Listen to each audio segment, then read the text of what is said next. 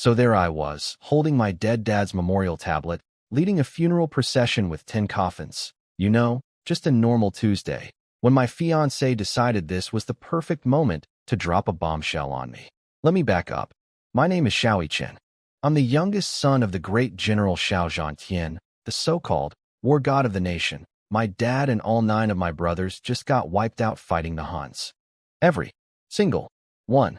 I'm the last man standing in the Xiao family, and I can't even fight because I'm basically a broken calculator. No power, no cultivation, nothing. A cripple, as polite society likes to remind me every 5 minutes. So the whole city showed up to pay respects. Thousands of people in white headbands, lining the streets for miles. Very emotional, very solemn. I'm out front, doing my best, stoic grieving son, face, and then I hear hooves. Clip-clop, clip-clop. Here comes my beautiful fiancée, Chu Aoshuang, riding in on a white horse like she's the main character in a drama. Which, apparently, she thinks she is. Does she get off the horse? No. Does she offer condolences? Also no. She looks down at me, literally down, because she refuses to dismount, and says, and I quote, "Babe, I fell in love with someone else. I'm gonna marry him first. But don't worry, I'll still marry you too. I'm not a promise breaker." I'm standing there holding my father's funeral tablet. But wait, it gets better. She then lays out her master plan. She marries this other guy first. Has his babies first. Then when she's done with that whole situation, she'll swing by and marry me. Oh, and those babies she has with the other dude? I get to raise them. Lucky me. Also, I'm not allowed to hang out with my friends anymore. She wants me to just sit at home like a good little house husband waiting for her to grace me with her presence. I'm looking at this woman thinking, girl, my dad literally made your career. And it's true. 2 years ago, she was a nobody from a washed-up military family. She came to our house all dolled up. I thought she was gorgeous. I fell for her like an idiot, and we got engaged. My dad and brothers took her under their wing, helped her rise through the ranks. She went from random girl with a sword to actual decorated general. And now that my dad and brothers are dead, their bodies not even cold yet, she rolls up on her high horse, literally, and tells me I should be grateful she's not dumping me entirely. You should be satisfied, she actually said to my face. Satisfied. The crowd around us started whispering.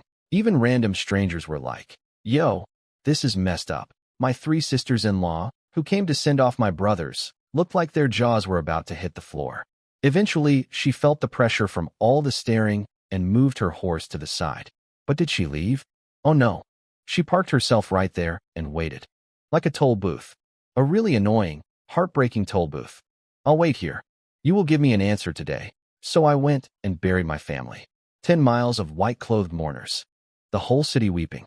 And this whole time, in the back of my mind, I'm thinking about my fiancée sitting on a horse somewhere behind me, tapping her foot. When I got back, sure enough, there she was. Still on the horse. Still looking impatient. She actually looked annoyed that the funeral took so long. I asked her who the guy was.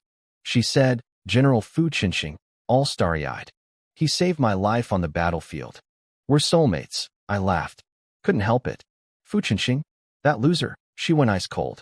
You think you're still the old Xiao Chen? Fu Chinxing is a 4th-rank general now. I'm 5th rank. And you? You're nothing. You're not even worthy of being compared to him. And that, folks, is how my fiancée proposed a timeshare marriage to me at my father's funeral while refusing to get off her horse. I love my life. So where were we? Yes, my lovely fiancée was sitting on her horse, telling me I'm not worthy of being compared to her new boyfriend's pinky finger. Classic romance. Now, the Xiao family women behind me. They were furious. Like steam coming out of ears furious. See, they all used to like Chu Aoshuang. Pretty face, can swing a sword. Checks all the boxes for a Xiao family wife. Grandma even approved of her. Everyone was counting on her to come back, marry me, and help me make some babies to continue the family line. Instead, she came back with whatever this was. I stayed calm, though. I'm cool like that. I asked her, so does Fu Chinxing actually agree to share a wife? She waved her hand dismissively. Don't worry about him. He's not a vulgar person like you. He'll understand. Vulgar. She called me vulgar. This woman literally jumped into my bed before we were even married just to lock down my family's support. And now I'm the vulgar one. The acrobatics of that logic could win gold at the Olympics. I also asked if her dad was cool with this insane plan. She said yes. Her dad agreed. The whole family had collectively lost their minds. Fine then. All right, I said. Let's cancel the engagement. The Xiao family may be down bad right now, but I haven't sunk low enough to share a woman with another dude. And here's the thing. She was happy about it. This was her plan all along. She wanted me to be the one to break it off, so she wouldn't look like the bad guy. She'd just been handed a promotion. She's got a shiny military career ahead of her, and she couldn't afford the reputation hit of dumping the grieving son of the man who made her career. So she came here, said the most outrageous things possible, and waited for me to snap. Diabolical. Honestly, kind of impressive. Evil, but impressive. She even had the nerve to say, I never wronged you. I just wanted to pursue love. You're so petty for breaking off the engagement. But then my mom stepped in. Mama Lu was not having it. You want to leave? Fine. But first, let's settle the tab. Turns out, while Chu Aoshuang was out playing war hero, her family had been borrowing money from us like we were a bank. 118,327 silver taels. My mom had receipts. Signed receipts. Our family had been skipping meals to lend them that money, and they never paid back a single coin. We need that money, Mom said. The widows and orphans of our fallen soldiers need support. Pay up? Then you're free to marry whoever you want. Chu Aoshuang looked at me like I'd just kicked her puppy. This is what you want too? I nodded. Debts get paid. That's how the world works. And that's when she completely lost it. You're disgusting. You said you loved me, and now you want money back? Are you even a man? You deserve to be a cripple. I'm so glad I didn't marry you. Living with a piece of trash like you would make me sick. You can't even compare to Fu Qinxing's finger. She was screaming so loud, I think people 3 streets overheard it. Grandma almost fainted. The crowd was whispering. Some people felt sorry for us. Some actually sided with her. Well, he's a cripple. Thanks. Random stranger. Very helpful. But she wasn't done. Oh no. She went nuclear. Look at you pathetic losers. You deserve to be widows. Your whole family is cursed. Who would ever marry into your garbage family? Xiao Qin is a waste of space. Go ahead and cancel the engagement. And no woman will ever marry him. Your family line ends here. Dan Zujie Sun. Your bloodline dies with you. She actually said that. At a funeral. To a family that just lost 10 men in war. The Xiao women were shaking with rage. And then, my 7th brother's fiancée, Su Lingxue, stepped forward. This girl is basically the other half of the 2 beauties of the capital duo with Chu Aoshuang. Her dad's a 2nd-rank general. She's gorgeous, she fights, she rides, the whole package. She looked Chu Aoshuang dead in the eye and said, Who says the Xiao line ends? You won't marry him? Fine. I will. The crowd went silent. Then my 8th brother's fiancée, Han Ziyun, daughter of a vice minister, calligraphy genius, basically a Renaissance woman, stepped up next to her.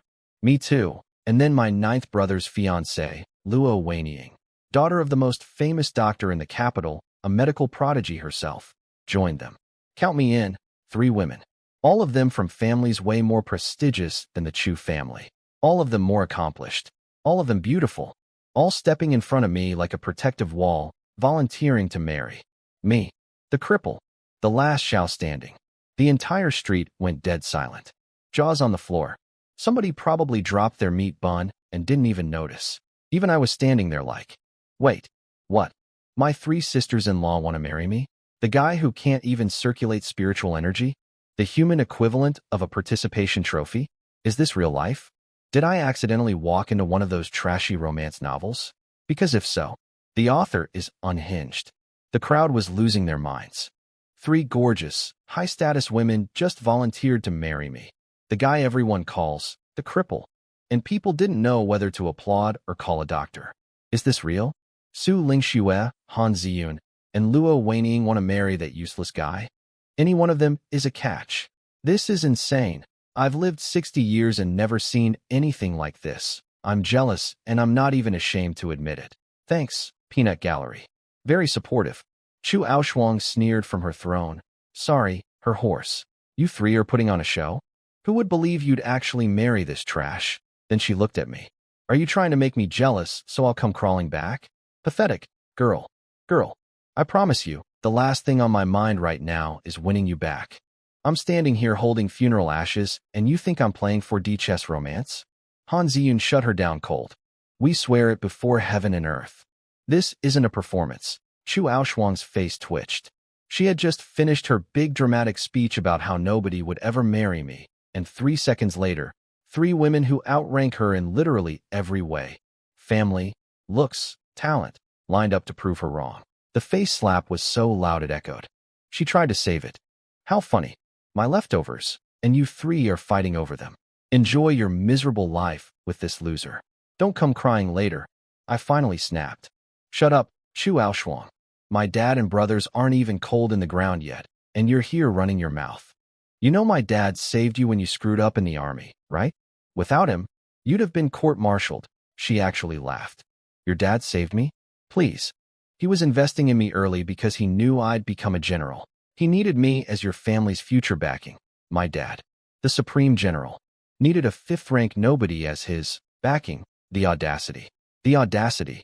If mental gymnastics were an Olympic sport, this woman would be a 17-time gold medalist. I told her to just return the money her family borrowed and the engagement gifts, and we'd be done. She hit me with, the money? Sure, I'll pay it back eventually. But the engagement gifts?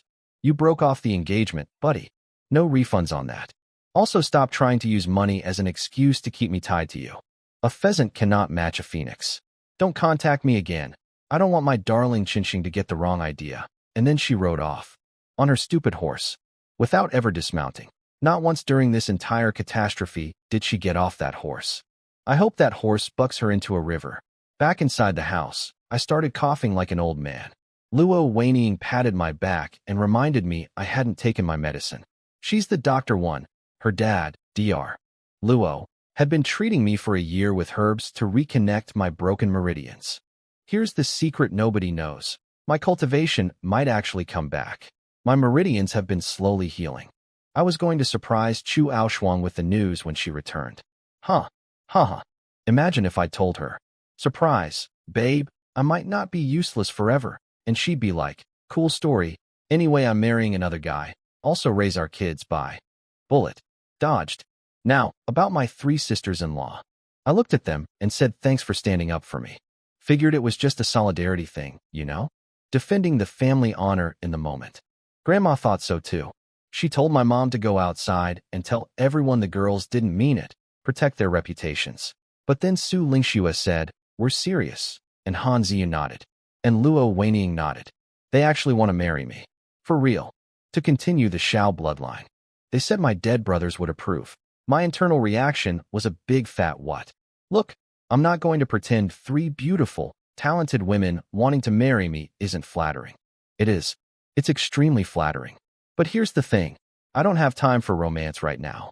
My to-do list currently looks like this. Feed an entire household of widows, orphans, and elderly women, support the families of 30,000 dead soldiers whose government pensions are a joke, get back the mountain of money and gifts from the Chu family, figure out how to make a lot of money fast, maybe, possibly, recover my superpowers, try not to die. I used to be the ultimate couch potato. No money? Ask mom. No food? Ask mom. Life problems? That's what 9 older brothers are for. Now mom's broke, my brothers are dead, the pantry's almost empty, and I'm the only man left in a house full of people depending on me. Time to stop being a bum. I'm a transmigrator, for crying out loud. I came from another world with 21st century knowledge crammed in my brain. It's about time I actually did something with it. Step 1. Get that money back from the Chu family. I don't care if Chu Aoshuang thinks I broke off the engagement. She engineered the whole thing so she wouldn't have to return the gifts. I see you, girl. I see your little scheme, and I am not letting it slide. You want to play games? Fine. But I play to win. Back in my room, I decided it was time to do what every self-respecting transmigrator does.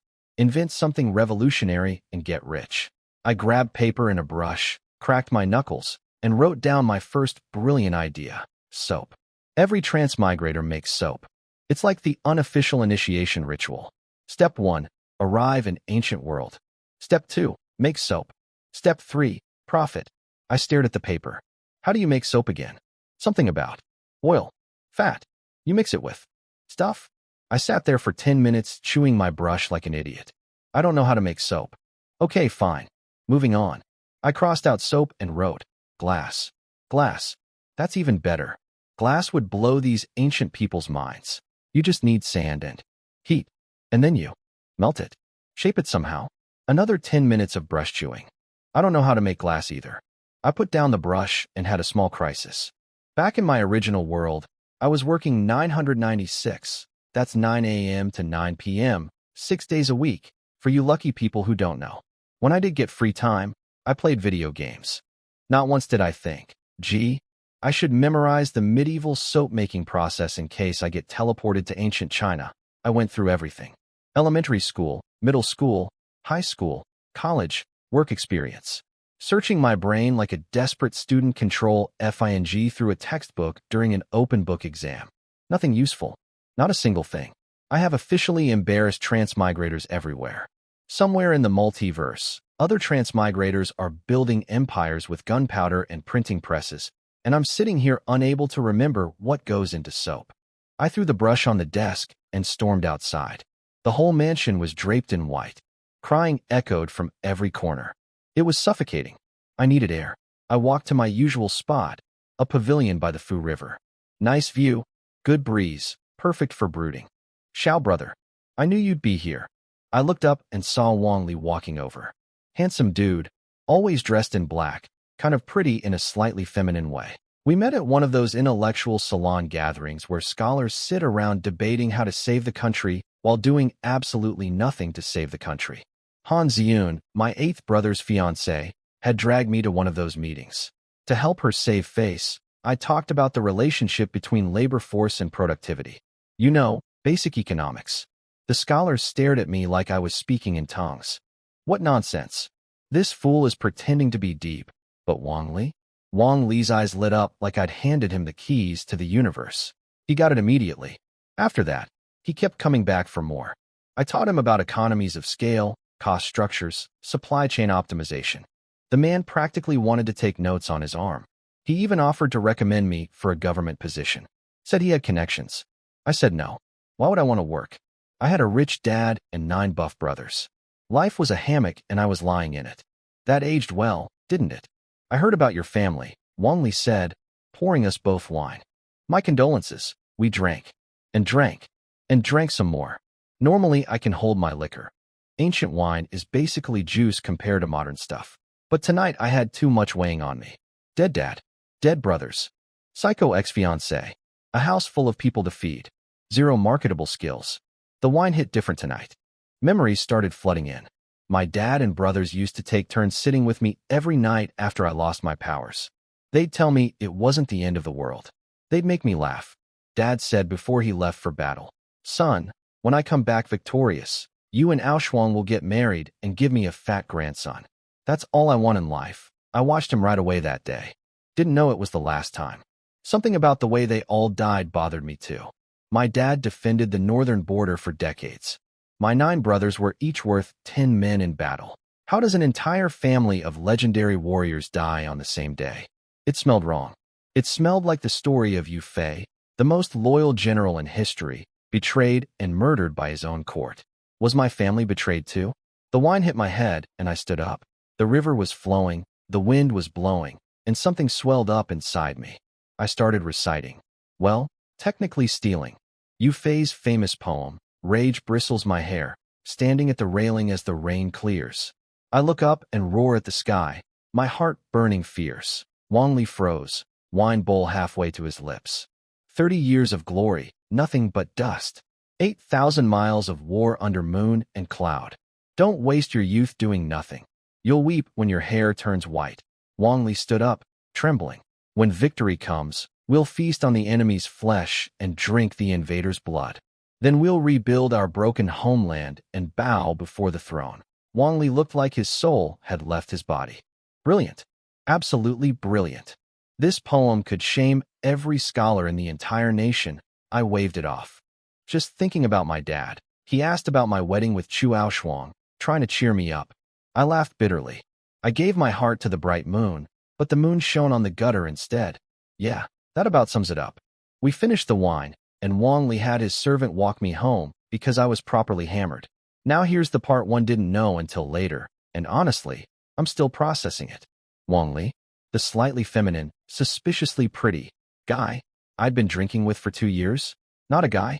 The moment I was out of sight, he climbed into a carriage, took off his hair tie, and let long flowing hair cascade down.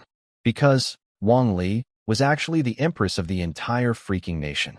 Mu Yueli, the ruler of Daliang, disguised as a dude, hanging out at nerd conventions, drinking cheap wine with me.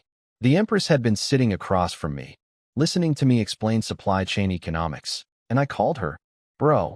I'd been Brinji the empress for 2 years. She apparently came to check on me after hearing about my family, and was now ordering her personal spy to investigate what happened between me and Chu Aoshuang.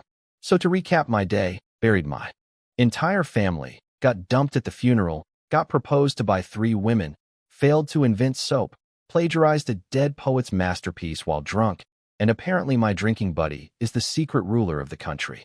Just another day in the life of history's most useless transmigrator. Meanwhile, in a place I knew nothing about, the Empress was having a meltdown over my love life. Remember my drinking buddy Wang Li?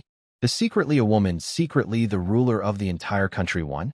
Yeah, she went home to her palace, wrote down the poem I drunkenly recited, stole, read it a few times, and apparently fell in love with it. Warrior Empress, loves war poetry, makes sense.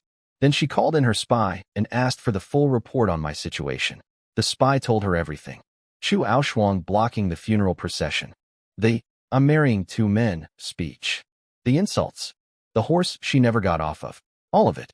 The Empress grabbed a vase and smashed it on the floor. How dare she? She blocked a funeral procession on horseback.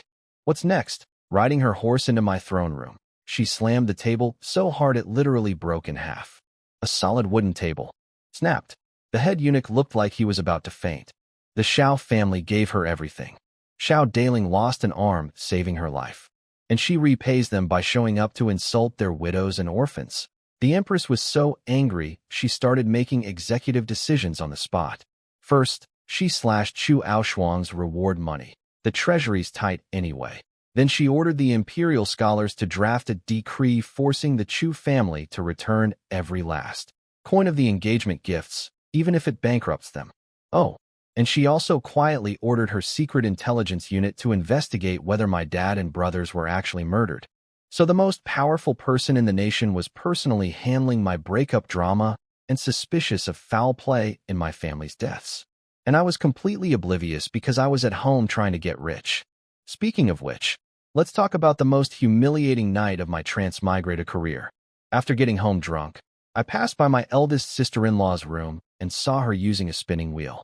An ancient, painfully slow, caveman-era spinning wheel. And a light bulb went off. Soap? Don't know it. Glass? Can't make it. But a spinning machine? I actually learned about that in school. The spinning jenny. The flying shuttle. The freaking industrial revolution. Finally, something useful from my education. I sprinted to my room and drew all night. Spinning machine. Weaving loom. Both improved designs that would multiply output by 5 times. My hand was cramping. My eyes were burning. But by morning I had 2 complete blueprints.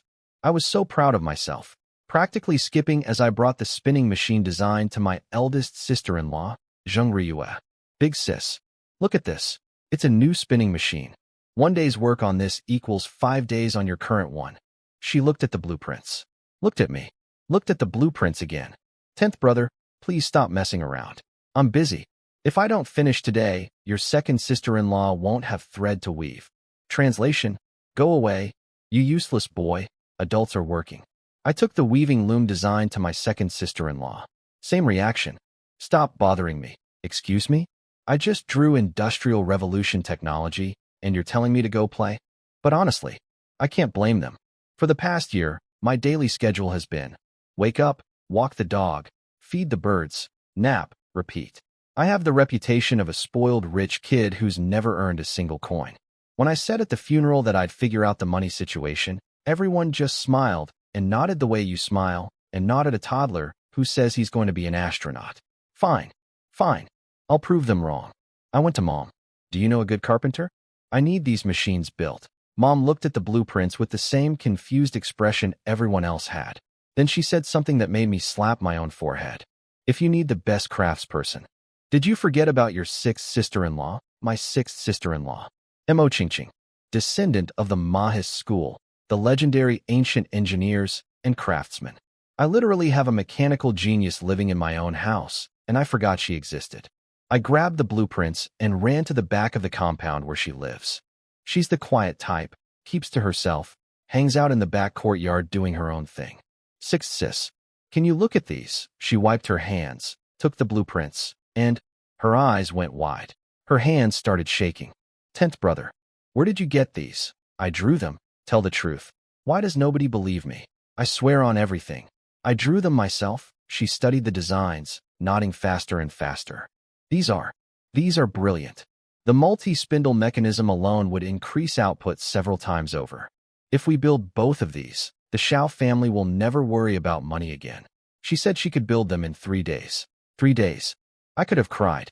After being rejected by 2 sisters-in-law, ignored by everyone, and unable to make soap or glass, someone finally recognized my genius. Well, not my genius. Some dead British inventor's genius from a few hundred years in my old world's future. But in this world, it's mine, baby. Patent pending. Shao Yichin's totally original spinning machine. The comeback starts now. While I was busy inventing the Industrial Revolution in my backyard, the rest of the city was having a drama explosion. Let's start with my 3 would-be brides and how their dads took the news. Su Lingshue's house.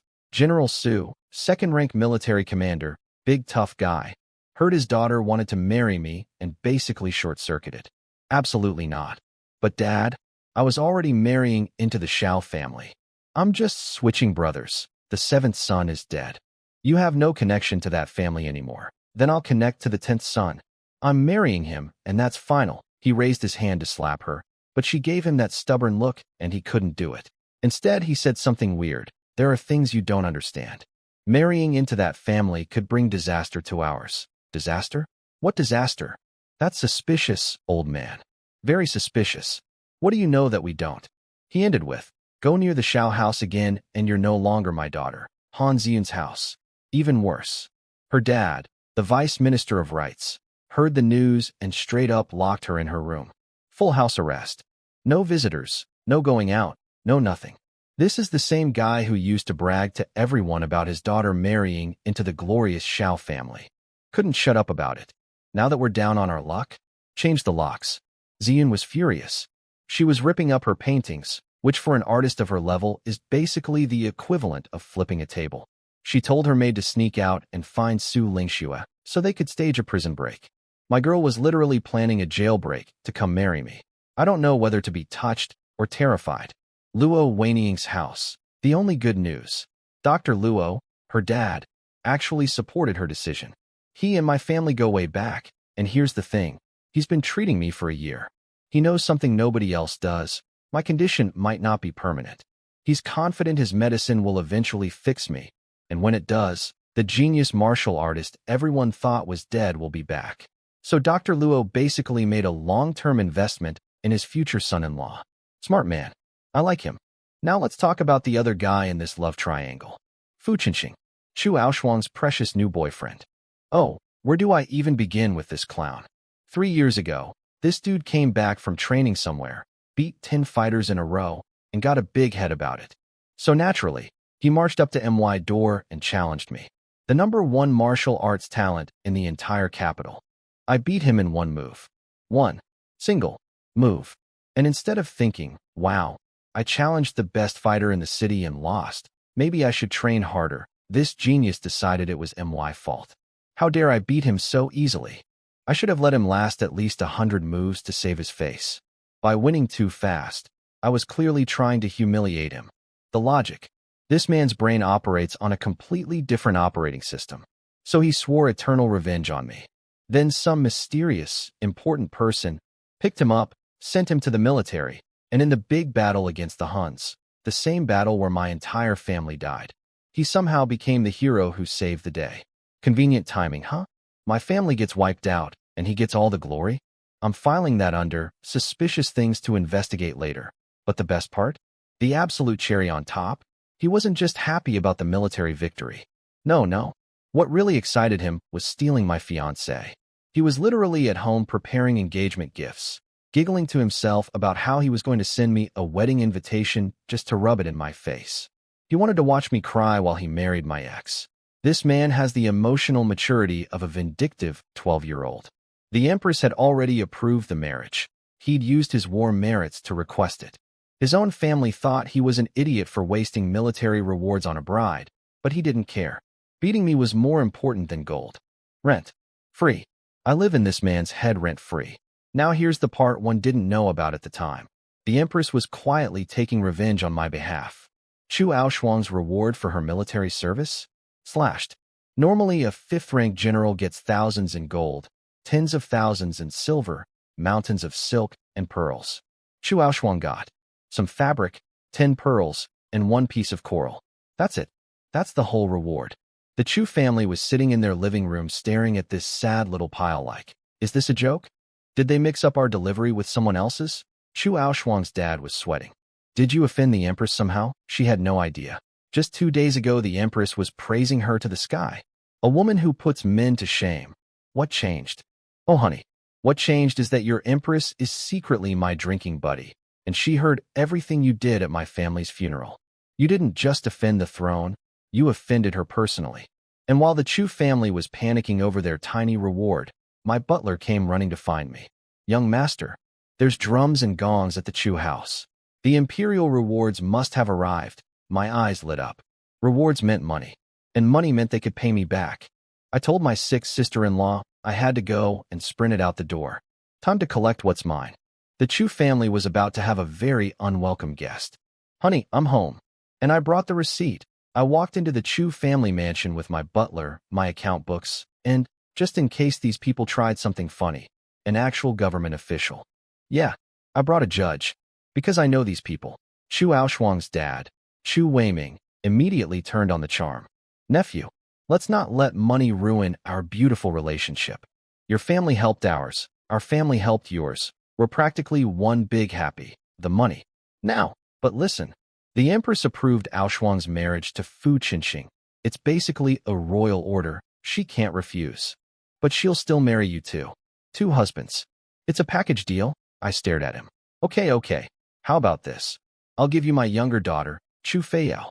Problem solved, oh. Oh, that's rich. Let me get this straight. His younger daughter has a serious illness that MY family's doctor friend has been treating at great expense. So his plan is, keep my engagement gifts, keep the borrowed money, and dump his sick daughter on me so I can pay for her medicine. This man could teach a masterclass in shamelessness. Truly world-class audacity. If grifting were a sport, he'd be in the Hall of Fame. I didn't even dignify that with a response. I just nodded at my butler. Old Lu stepped forward with the account book like a prosecutor presenting evidence.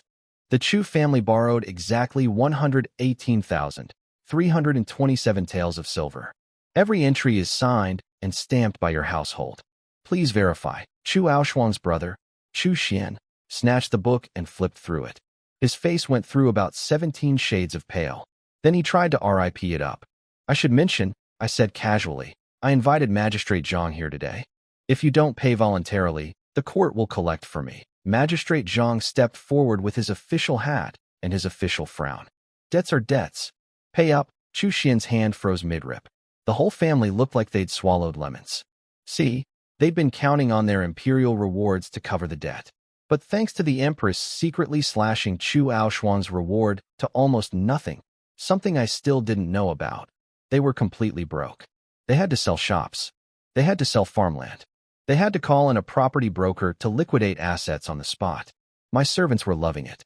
My 2 maids, Xiaoyun and Xiaoyue, looked like they were watching their favorite drama. These girls had been listening to the Chu family call me trash and cripple for months while borrowing our money. Watching the Chu family count out coins with funeral faces was their Super Bowl. Chu Weiming looked like someone was physically extracting his soul through his wallet. Every coin that left his hand aged him 5 years. Finally, the debt was paid. But I didn't move. We're not done, I said. The entire Chu family froze. The debt's settled. Now where's my engagement gifts? Chu Aoshuang exploded. You broke off the engagement. By law, if the man cancels, the woman keeps the gifts. Go read the law books. She was pointing at me, veins popping. I was willing to marry you. You rejected me. Did I hold a knife to your throat? You want the gifts back? In your dreams. I waited for her to finish screaming, then calmly turned to Magistrate Zhang. Sir, if the woman is unfaithful and that causes the man to cancel the engagement, can the gifts be recovered? Zhang nodded. Daliang law clearly states, if the cancellation is caused by the woman's misconduct, at least half the gifts must be returned. Chu Aoshuang went nuclear. Who says I was unfaithful? I offered to marry you. You said no. This is your fault. You're disgusting. If you were a real man, you'd stop being so petty. She was doing her thing again, screaming insults and somehow making herself the victim. It's genuinely impressive. She should write a book, how to borrow someone's money, dump them at a funeral, and still act like they wronged you. A masterclass. Her dad jumped in. Well said, Aoshuang. And then the whole family piled on. You gave those gifts willingly. No refunds. What kind of man asks for gifts back? Your father would be ashamed of you. General Xiao was a great man. How did he raise such a petty little rat? They actually invoked my dead father to justify stealing from his family, while his grave was still fresh. These people have no bottom. You think you've found the floor of their shamelessness, and then they pull out a shovel and keep digging. I frowned.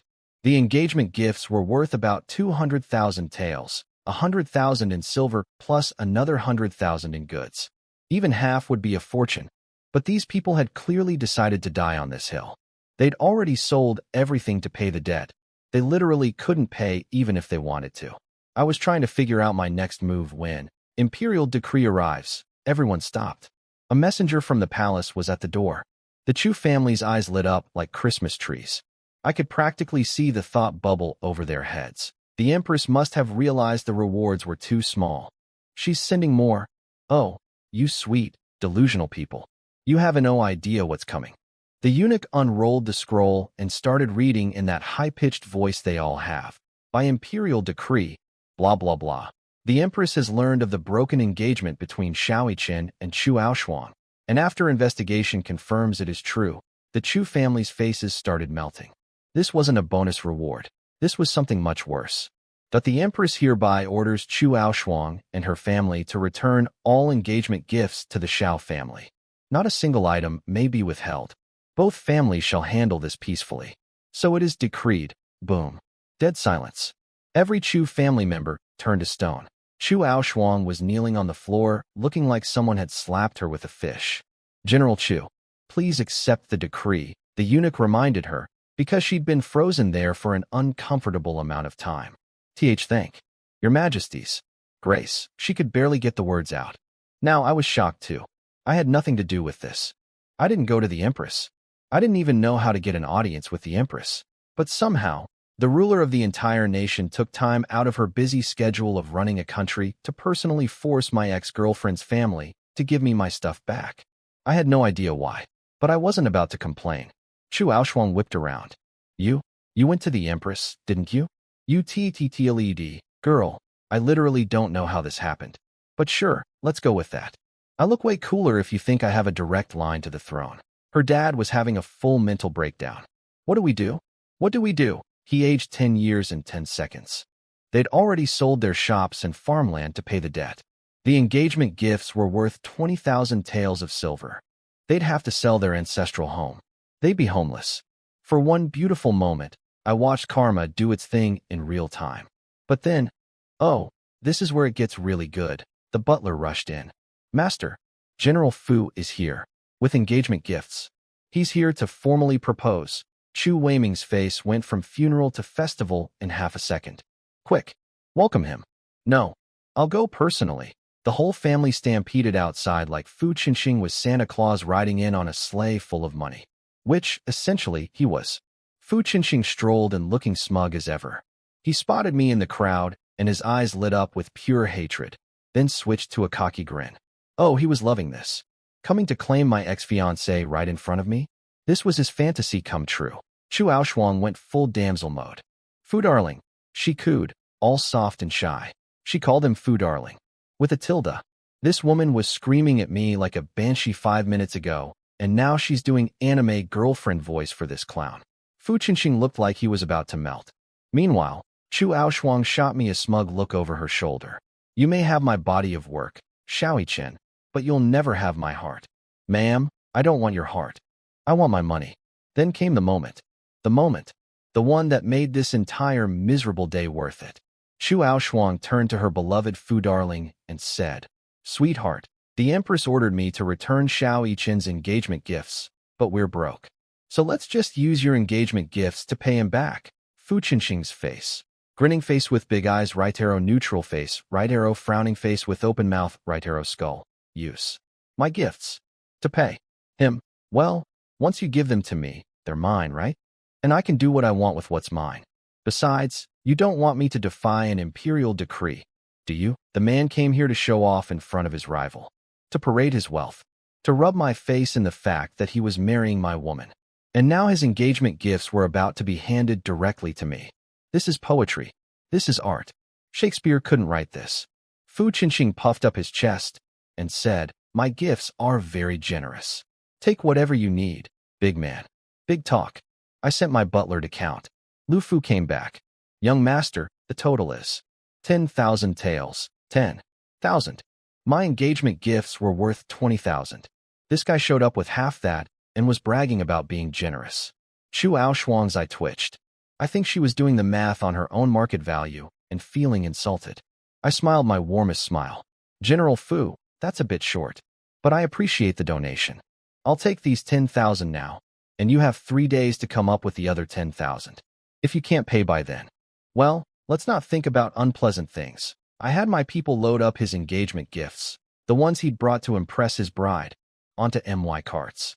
Then I turned around, still smiling. General Fu, thank you so much for the generous gifts. Really, truly, from the bottom of my heart. Don't forget the other 10,000, and I walked out. Behind me, I could practically hear Fu Qinxing's blood pressure hitting critical levels. The man showed up as the conquering hero and left as my involuntary sponsor. He came to steal my fiancée and instead funded my family's survival. He wanted to watch me cry? Instead, I walked out of there with his money, his dignity, and possibly his will to live.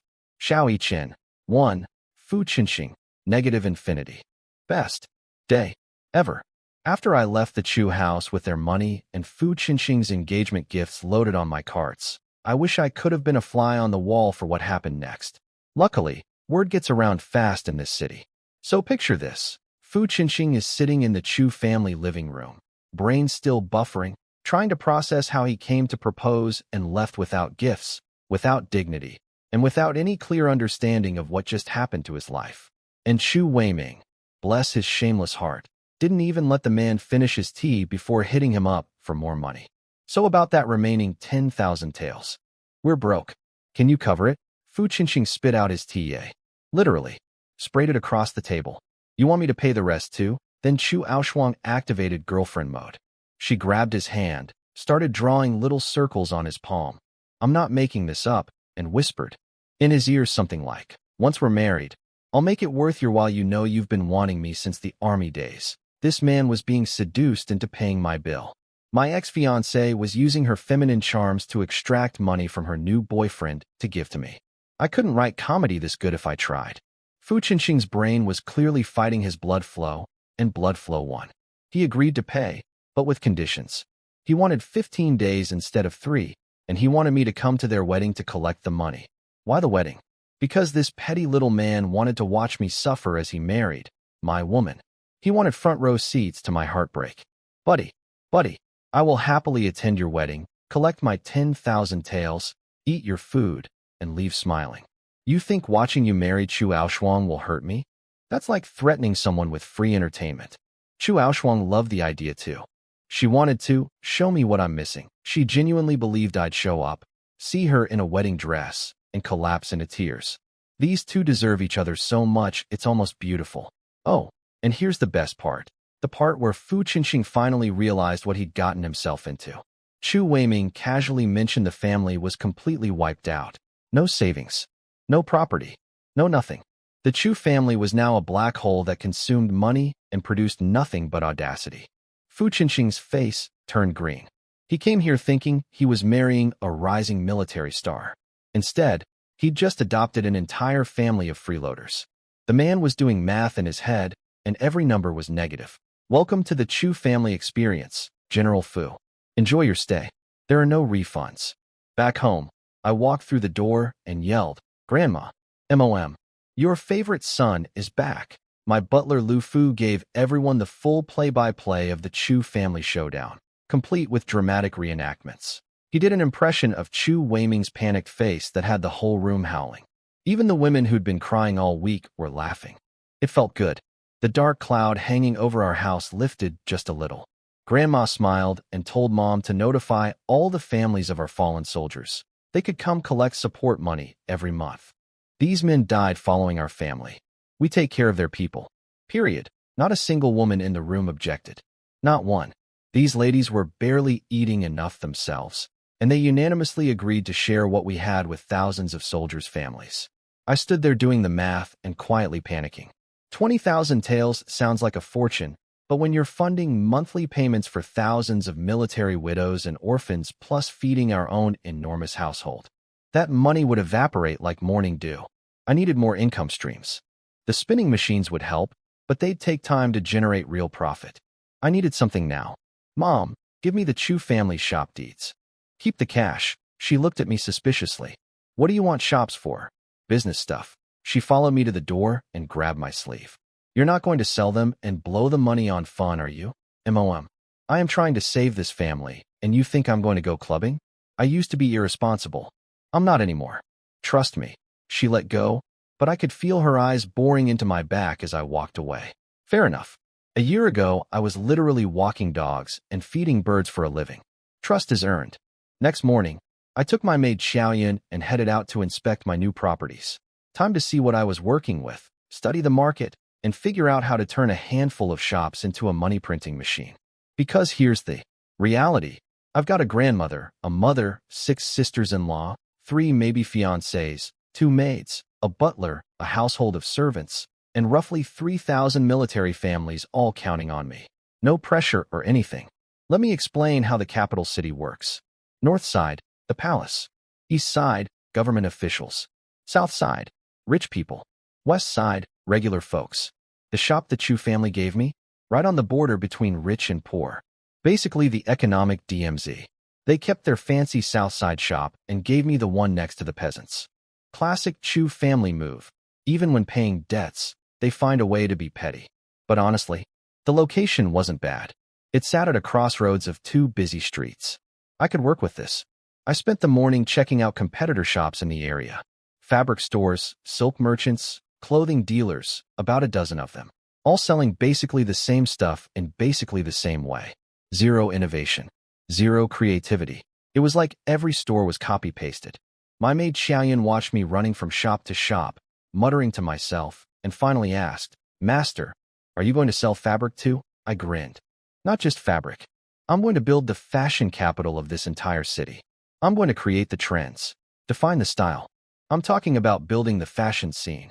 The fashion scene? You'll understand later. She looked at me like I'd been drinking again. I get that look a lot.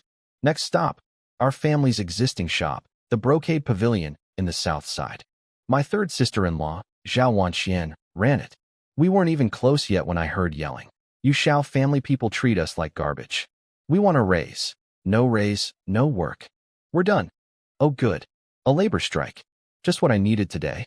I pushed through the crowd and found a group of workers blocking the entrance. Their ringleader was Zhang Tao, a veteran dye master who'd worked at our shop for years. He was demanding a raise of 10 taels per person per month, threatening to walk if we didn't agree. My third sister-in-law was nearly in tears trying to negotiate. Zhang, you've been with us forever. The family has always treated you well. Please don't do this now. Zhang Tao had the decency to look slightly guilty, but he held firm. I've developed a new dyeing technique. Pay up or we leave. Something felt off about this. The timing was way too convenient. My family just lost everything. We just got money back from the Chu family, and now these guys suddenly want a massive raise? On the same day, I stepped out of the crowd. You want 10 taels extra per person? Are you out of your minds? Pay them what we owe for this month and tell them to get out. My third sister-in-law grabbed my arm. What are you doing? They know all our dyeing techniques. Without them, we're finished. The workers looked shocked. They expected the house full of widows and one cripple to fold immediately. Instead, the cripple just fired them all. Zhang Tao puffed up. Fine. You said it, not us. Let's go, boys. Don't come crying when your shop collapses. And they marched out like they'd won something. My sister-in-law stared at me in horror. You just let our entire workforce walk out. They have all our dying secrets. What are we supposed to do now? Relax. I'll make the dyes myself.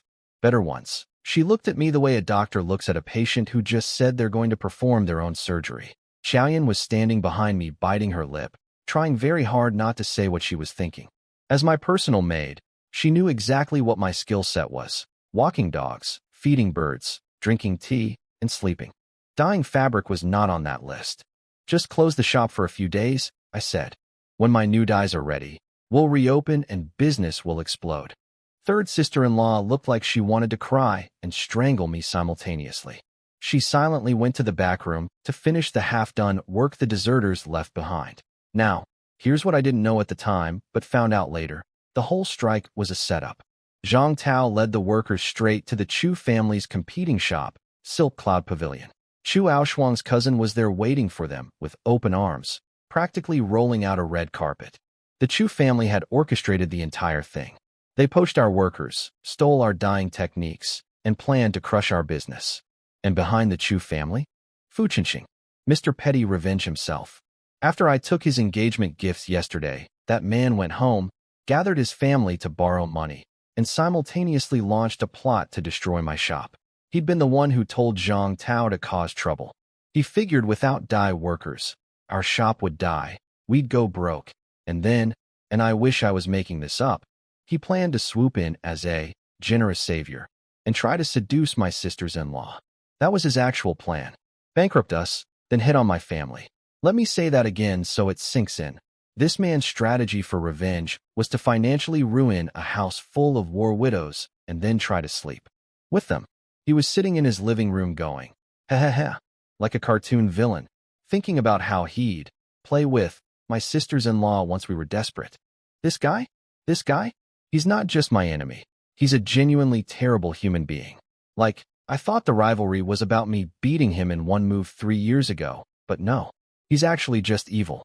But here's the thing Fu Chenxing and the Chu family didn't account for. I'm not from this world. They think dyeing fabric is some ancient guarded secret that takes years to master. They think without Zhang Tao, I'm helpless. They have no idea that I spent 4 years in a modern world where chemistry exists, where synthetic dyes exist, where color theory is taught in middle school art class. Soap? Can't make it. Glass? No clue. But fabric dye? That's just chemistry. And that I actually remember. The fashion revolution starts in 3 days. And these clowns have no idea what's coming. While I was busy planning my fashion empire, Su Lingxue was having a family crisis at her house. Her dad had gone nuclear. Not only did he forbid her from marrying me, he'd already picked a different husband for her, accepted engagement gifts, and was basically ready to ship her off like an Amazon package. Without even telling her. Lingxue's reaction? She grabbed a pen, wrote a letter disowning herself from the Su family, packed her bags, grabbed her maid, and jumped over the wall. She literally escaped her own house like a prisoner of war. Over the wall, in the middle of the day, to come marry me. I don't know whether to be flattered or concerned that women keep doing increasingly dramatic things because of me. I'm a cripple who can't make soap. What is happening? She didn't come straight to my place, though. She went to round up the other 2 girls first. Because apparently when you're staging a romantic rebellion against your family, you do it as a squad. Meanwhile, back at the Xiao mansion, I was in my room drawing kipeos. Yes, kipeos. Those gorgeous, form-fitting Chinese dresses from my old world that make every woman look like she stepped out of a painting. Straight hemlines, wide hemlines, fishtail cuts, formal gowns. I was sketching every style I could remember. Thank God I took art classes in high school. My sketches actually looked like clothes and not abstract nightmares. Small victories. My maid Xiaoyan was watching me draw, head tilted like a confused puppy. Master, are those women's clothes? Before I could answer, young master, your mother wants you in the main hall. Oh. I walked in and Mom was giving me the look. You know the look. Every mother has one. It's the face that says, I love you, but I'm about to destroy you. Did you go to the brocade pavilion and chase away all the workers? Third sister-in-law Zhao Yashuan was standing behind her, arms crossed, shooting daggers at me with her eyes. Mom, they were extorting us. 10 taels per person per month. That's highway robbery. So your solution was to tell them to get lost? There was room for negotiation. Now we have no workers, half-dyed fabric sitting in the shop, and your third sister-in-law is doing everything by herself. Mom was spiraling. I could see it. She'd been awake for days worrying about money, counting every coin, trying to figure out how to feed an army of dependents. She'd been so happy when I brought back the money from the Chu family. My boy is finally growing up, and then I immediately torpedoed our only business. Mom, trust me, close the shop for a few days. When it reopens, it'll be the hottest store in the entire city. Mom looked like her head was about to split open. I could practically hear her inner monologue. This child's only talent was martial arts, and he lost that. He spent the past year walking dogs, and now he thinks he's a businessman. I'm going to have a stroke. She didn't even argue. She just sent third sister-in-law to go hire replacement workers from an employment agency and completely ignored my grand promises. Third sis gave me one last withering look on her way out. The kind that said, "You are the source of all my problems, fair. But just wait." Oh, and Mom also told me the Chu family had asked for 15 days to return the remaining 10,000 taels instead of 3. She'd already agreed. MOM. Why would you do that? We should squeeze them harder. They can't produce that much in 3 days. We already won. Don't push too far. She said it gently, and I caught the way she looked at me, with pity. She thought I was acting out because I was heartbroken over Chu Aoshuang. She thought firing the workers was me throwing a tantrum. MOM. I am not heartbroken. I am strategizing. There is a difference. But arguing with mothers is a losing game in any century. So I let it go and ran off to find my fourth and fifth sisters-in-law. See, here's the Xiao family production line. First sister-in-law, spinning thread second sister-in-law, weaving fabric third sister-in-law, running the shop fourth and fifth sisters-in-law, sewing experts sixth sister-in-law, mechanical engineering genius. I showed fourth and fifth sis my Qipao designs. Their eyes went huge. They'd never seen anything like it. But their feminine instincts kicked in immediately. They could feel that these designs would look amazing. They agreed to start making samples right away. Now for the dyeing problem. Everyone thought I was bluffing when I said I'd handle it myself. My maid thought I was delusional. My mother thought I was having a breakdown. My third sister-in-law thought I was actively sabotaging the family. But here's my secret weapon. I once visited a silk museum. I know. Not exactly the coolest weekend activity. But it was a school trip. They had a hands-on exhibit about ancient dyeing techniques, and I actually participated. I mixed the dyes. I dipped the fabric. I learned the process. The dyeing in this world is primitive, just mashing plants and dunking cloth in it. The colors come out dull, they fade fast, and everything looks kind of sad. But I know about mordant dyeing. You add alum or green vitriol to the dye bath, and suddenly the colors pop like they're in HD. Brighter, richer, more vivid, and they actually last. It's literally just adding one extra ingredient.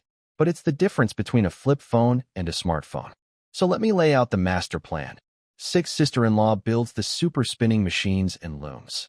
First and second sister-in-law produce fabric 5 times faster. I dye it with my superior mordant technique. Fourth and fifth sister-in-law sew it into never-before-seen Qipao designs. Third sister-in-law sells them at both shops. The Chu family thinks they won by stealing my workers. Fu Qinxing thinks he's destroyed my business. They have no idea they just removed the weakest link in my chain and gave me an excuse to rebuild from scratch with technology that's 1,000 years ahead of anything they've ever seen. Fashion revolution, baby. Coming soon to a capital city near you. 3 days later, it was showtime. Sixth sister-in-law, Mo Qingqing, delivered exactly as promised. The spinning machine and weaving loom were built, assembled, and ready to go. Beautiful craftsmanship. Maist engineering at its finest. I could have kissed those machines. I called all the women in the house to her courtyard. Every single one. Grandma, Mom, all 6 sisters-in-law, the maids, everybody. Why? Because I was tired of being treated like the family mascot. The useless pet everyone feeds but nobody expects anything from. Every woman in this house looked at me and saw the same thing. A crippled boy who walks dogs and eats snacks. Time to change the narrative. Big sis, remember those blueprints I showed you? The ones you told me to stop bothering you with? They're built now. Try them. First sister-in-law and second sister-in-law exchanged a look. The universal, let's humor the idiot, look, grabbed their materials, and climbed onto the machines. They fumbled around for a bit, figuring out the controls. The rest of the women stood around like they were watching a circus act, fully expecting this to be another one of my embarrassing failures. Then the machines started going, and going, and going. Thread was flying. Fabric was forming. The speed was absolutely insane compared to their old equipment. First sis was staring at her own hands like they'd been possessed. Second sis looked like she'd seen a ghost. The crowd went silent.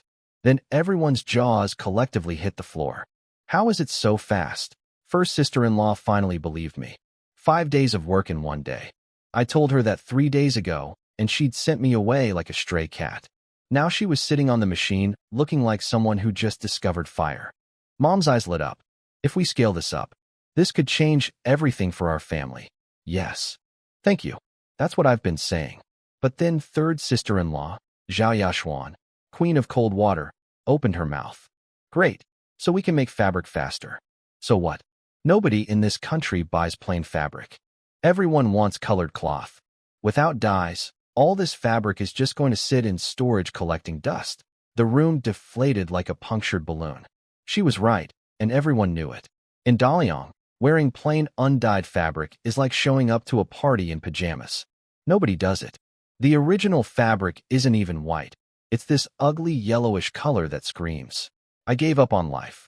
Third sis had spent the last 3 days running to every employment agency in the city trying to hire dye workers, and came back empty-handed every time. She'd been crying about it. So yeah, she had some feelings about the dyeing situation. I smiled and pulled a piece of red cloth from inside my robe.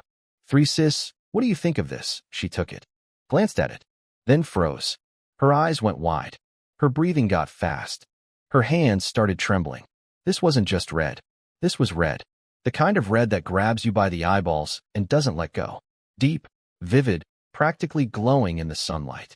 Every fabric shop in the city sold red cloth that looked like someone had vaguely waved a beat near it. This was like comparing a candle to the sun.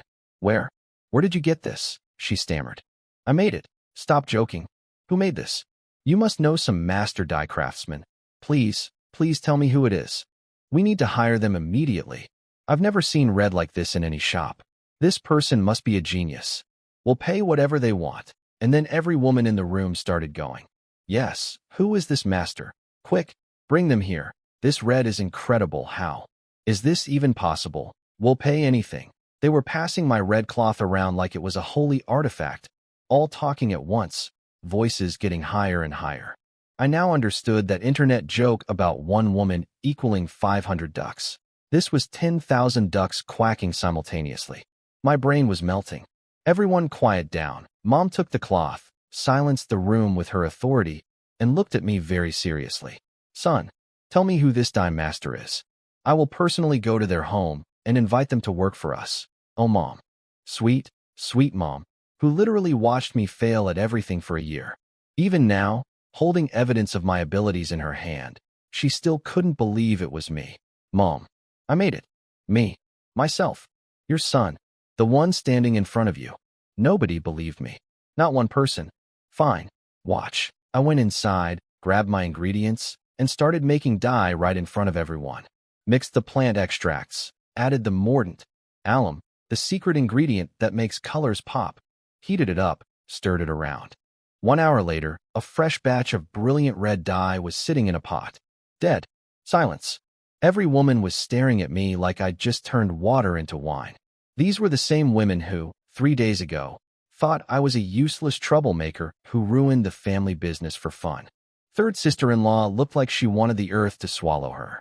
She'd been trashing me to Mom, rolling her eyes at every promise I made. And now she was standing there watching me casually produce dye that was better than anything sold in the entire capital. The other women were looking at me like they'd never seen me before. Which, in a way, they hadn't. They'd seen dog-walking Xiaoi Chen, bird-feeding Xiaoi Chen, napping Xiaoi Chen. This was new Xiaoi Chen. And he came with receipts. Mom's eyes got watery. I could see the gears turning in her head. New spinning machine. New loom. Now this dye? All of this happened after the breakup with Chu Aoshuang. Her conclusion?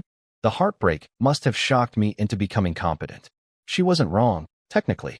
Getting dumped at your dad's funeral is pretty motivating. But the real reason was simpler. I'm from the future, Mom. I just visited a museum once and paid attention. But sure, let's go with heartbreak made him a genius. That's a way better story. After the dye demonstration, every woman in the house was looking at me differently. Like, completely differently. 3 days ago I was that useless boy who walks dogs. Now I was that surprisingly not useless boy who might actually save us. Some of the women who'd been trash-talking me behind my back looked genuinely guilty. Good. Remember that energy next time I tell you I can do something and you roll your eyes at me. Mom got practical fast. She asked Six Sis how much it would cost to mass-produce the machines. Mo Ching Ching did some math and said about 80 taels per spinning machine, 100 per loom. That's 180 taels just for one set. The room went quiet. That's a lot of money for a family that's been rationing rice. Then Grandma spoke up. I have gold and silver jewelry. Sell it. Mom tried to protest. Those were gifts from Grandpa, but Grandma shut her down. I'm old. I don't need necklaces. I need my family fed. Then one by one, every woman in the room started offering up their jewelry too.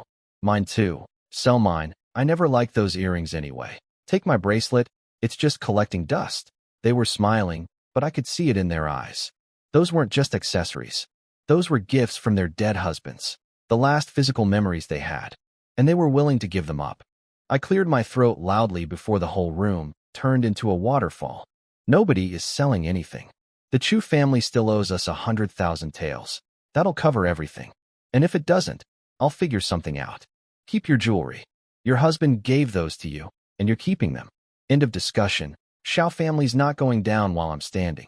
And for the first time, nobody laughed. Nobody rolled their eyes. They just looked at me, and I think, maybe for the first time, they actually believed me. Progress. That night, something was happening that I had no idea about. Su Lingxue, the one who'd vaulted over her own family's wall like a ninja, had been hiding at Luo Weiniing's house for a few days. The three girls had promised to come to my house together on the 5th day. But Han Ziyun was still locked up by her dad. So what did these two lunatics do? They snuck to the Han family compound. At night. Like cat burglars. Lingxue pressed herself against the wall, whispering, "Are you sure about this? This feels illegal." Weiniing whispered back, "You literally escaped your own home by jumping a wall. Don't get picky now." Lingxue hopped the wall, crept through the Han estate, and found Ziyun in her room, crying over a portrait she'd painted of my 8th brother. "You coming or not?" Ziyun didn't hesitate. She grabbed a pen, wrote a letter to her father. I'm guessing it said something like, "I'm leaving, don't look for me. You brought this on yourself," packed her maid, and escaped into the night. 3 women, from 3 powerful families, all sneaking through the darkness to come marry the cripple nobody wanted. If this were a movie, there'd be dramatic music playing right now. Meanwhile, in the villain corner, Chu Aoshuang and Fu Qinxing were having a cozy little evening together at the Chu house. Making out, being disgusting, planning my destruction. Fu Qinxing tried to take things further. Chu Aoshuang said no, we wait until the wedding. Interesting. She had no problem sleeping with me before our wedding to lock down my family's support.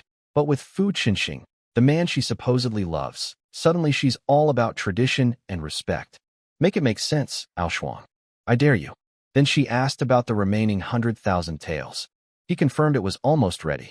His family had basically gone bankrupt scraping it together. The man was literally paying my bill to marry the woman who was using him as a wallet. Then they started bragging to each other about ruining my life. Fu Qinxing, did you hear the brocade pavilion closed? That was me. I sent those workers to your family's shop. Chu Aoshuang, literally squealing with joy. That was you? Oh, darling. You're amazing. She was so happy imagining my family going broke that she started fantasizing about us begging on the streets, actually laughing about war widows and orphans becoming homeless. Then her face changed. She realized, wait, if we give the 100,000 taels back, Shaoichen will have money again. Can't have that. She leaned into Fu Qinxing's ear and whispered some kind of scheme. He grinned and kissed her. Brilliant. You're the perfect wife. She smiled that cold little smile. If he's heartless to me, I'll be heartless right back. So there they were. The happy couple, cuddled up together, plotting to destroy a family of grieving widows and orphans whose men died defending the nation. What a pair. What an absolute matching set of garbage humans. I didn't know what they were planning yet, but I had a feeling I'd find out soon enough. That's okay though. They thought they were scheming against dog-walking Xiaoyi Chen. They had no idea they were dealing with Industrial Revolution fashion empire Xiaoyi Chen. Bring it on, you psychos. So I was sleeping. Just sleeping. Minding my own business. Dreaming about spinning machines and dye formulas. And then my mom shook me awake at some ungodly hour and told me to come to the main hall. The three girls were there. Su Lingxue, Han Ziyun, and Luo Weiniang, standing in our living room. In the middle of the night. With their bags packed. We're getting married. Tonight. Right now. I blinked. Looked at Mom. Looked at Grandma. Looked back at the girls. Excuse me, Mom and the other women try to talk sense into them. This is too sudden. We need to prepare. There's no banquet. No witnesses. No, tonight. Su Lingxue crossed her arms. No delays. We do this now. Apparently she and Han Ziyun were worried that if they waited, their families would drag them back. Ziyun had escaped house arrest like a fugitive. Lingxue had literally jumped over her family wall and written a letter disowning herself. These women were operating on fugitive energy and were not in the mood for wedding planning. So we did it. 3 brides. 1 groom. 0 preparation. The most chaotic wedding in the history of weddings. And then, oh boy, Su Lingxue announced she wanted to consummate the marriage. Tonight. Immediately. Han Ziyun, being the refined lady she is, blushed and said she'd wait. Luo Weiniang also gracefully stepped aside. But Lingxue, the warrior girl? She was on a mission. She'd made up her mind, and nothing on earth was stopping her from making this marriage official and irreversible. So there I was, in a candlelit bedroom, with a gorgeous female warrior who was aggressively determined to make rice that could not be uncooked. Su. Miss Su. You're really going to. I'm your wife now. Stop calling me Miss Su. But technically nobody outside the house knows we're. I announced it in front of the entire city at your dad's funeral. Thousands of witnesses. You want to back out, you know? No. Definitely not backing out. Good. She blew out the candle. What happened next? Look, I'm a gentleman, so I'll keep it classy. But let me paint you a picture. This woman is a martial artist. She's been training her body since childhood.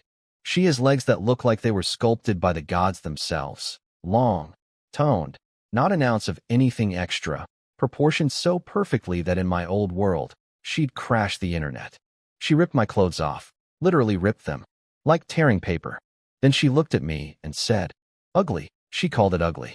I laughed. Give it 5 minutes. You'll change your mind. And then we rolled onto the bed. Now here's the thing nobody warned me about. Sleeping with a warrior woman when you're a guy with broken meridians and the physical constitution of a wet noodle is basically signing up for a near-death experience. Honey, slow down. Your husband is fragile. Can we please take a break? I'm going to die. She was relentless. Relentless. There's an old poem that goes something like, a beauty soft as silk, with a sword at the waist, cuts down the foolish man. His head stays on, but his bones turn to dust. That is exactly what happened to me. Afterward, she lay in my arms, cheeks still flushed, and I asked weakly, still ugly? She huffed and said nothing. But I could feel her getting restless again. Again? Woman, I am a cripple. I have broken energy channels. I barely survived round 1. Morning came. The sun was high. I woke up feeling like I'd been hit by a horse. My back was screaming. My legs were jelly. Every joint in my body filed a formal complaint. Lingxue? She was in the courtyard doing boxing practice. After everything that happened last night, this woman woke up at dawn and started her workout routine like it was a casual Tuesday. Meanwhile, I could barely sit up in bed. I need to get my cultivation back immediately, or this woman will literally kill me with love. Over breakfast, Ziyun and Weiniang pulled Lingxue aside to ask her how it went. The whispering and giggling was so loud it might as well have been shouting. But before that, Lingxue told me something important. The deaths of your father and brothers. Something's not right. She told me how her dad had violently opposed her marrying me and said it would bring disaster to the Su family. Ziyun's dad had locked her up. 2 powerful families, both suddenly terrified of being associated with the Shao name. Doesn't that seem suspicious? She said. Someone powerful is behind this. Someone your family may have crossed. My blood went cold. My dad was already the top general. The only people above him were royals. Was it a prince? Someone in the palace? Were my father and brothers murdered? Lingxue took my hand. That's why we rushed the wedding. We needed it done before anyone could stop us. And from now on, I'm your bodyguard. Anyone who wants to hurt you goes through me first. I squeezed her hand. I will never betray you. She smirked. You wouldn't dare? I could beat you up with one hand. But she's not wrong. After breakfast, I headed to the river pavilion to meet my buddy, Wang Li. You know, the one who's secretly the empress of the entire nation, which I still had absolutely no clue about. Wang bro, I have a business opportunity for you. I laid out my whole plan, the machines, the dyes, the fashion revolution, and then hit him with my pitch. Invest in me. When profits roll in, we split 70-30. I get 70. Wang Li looked at me coolly.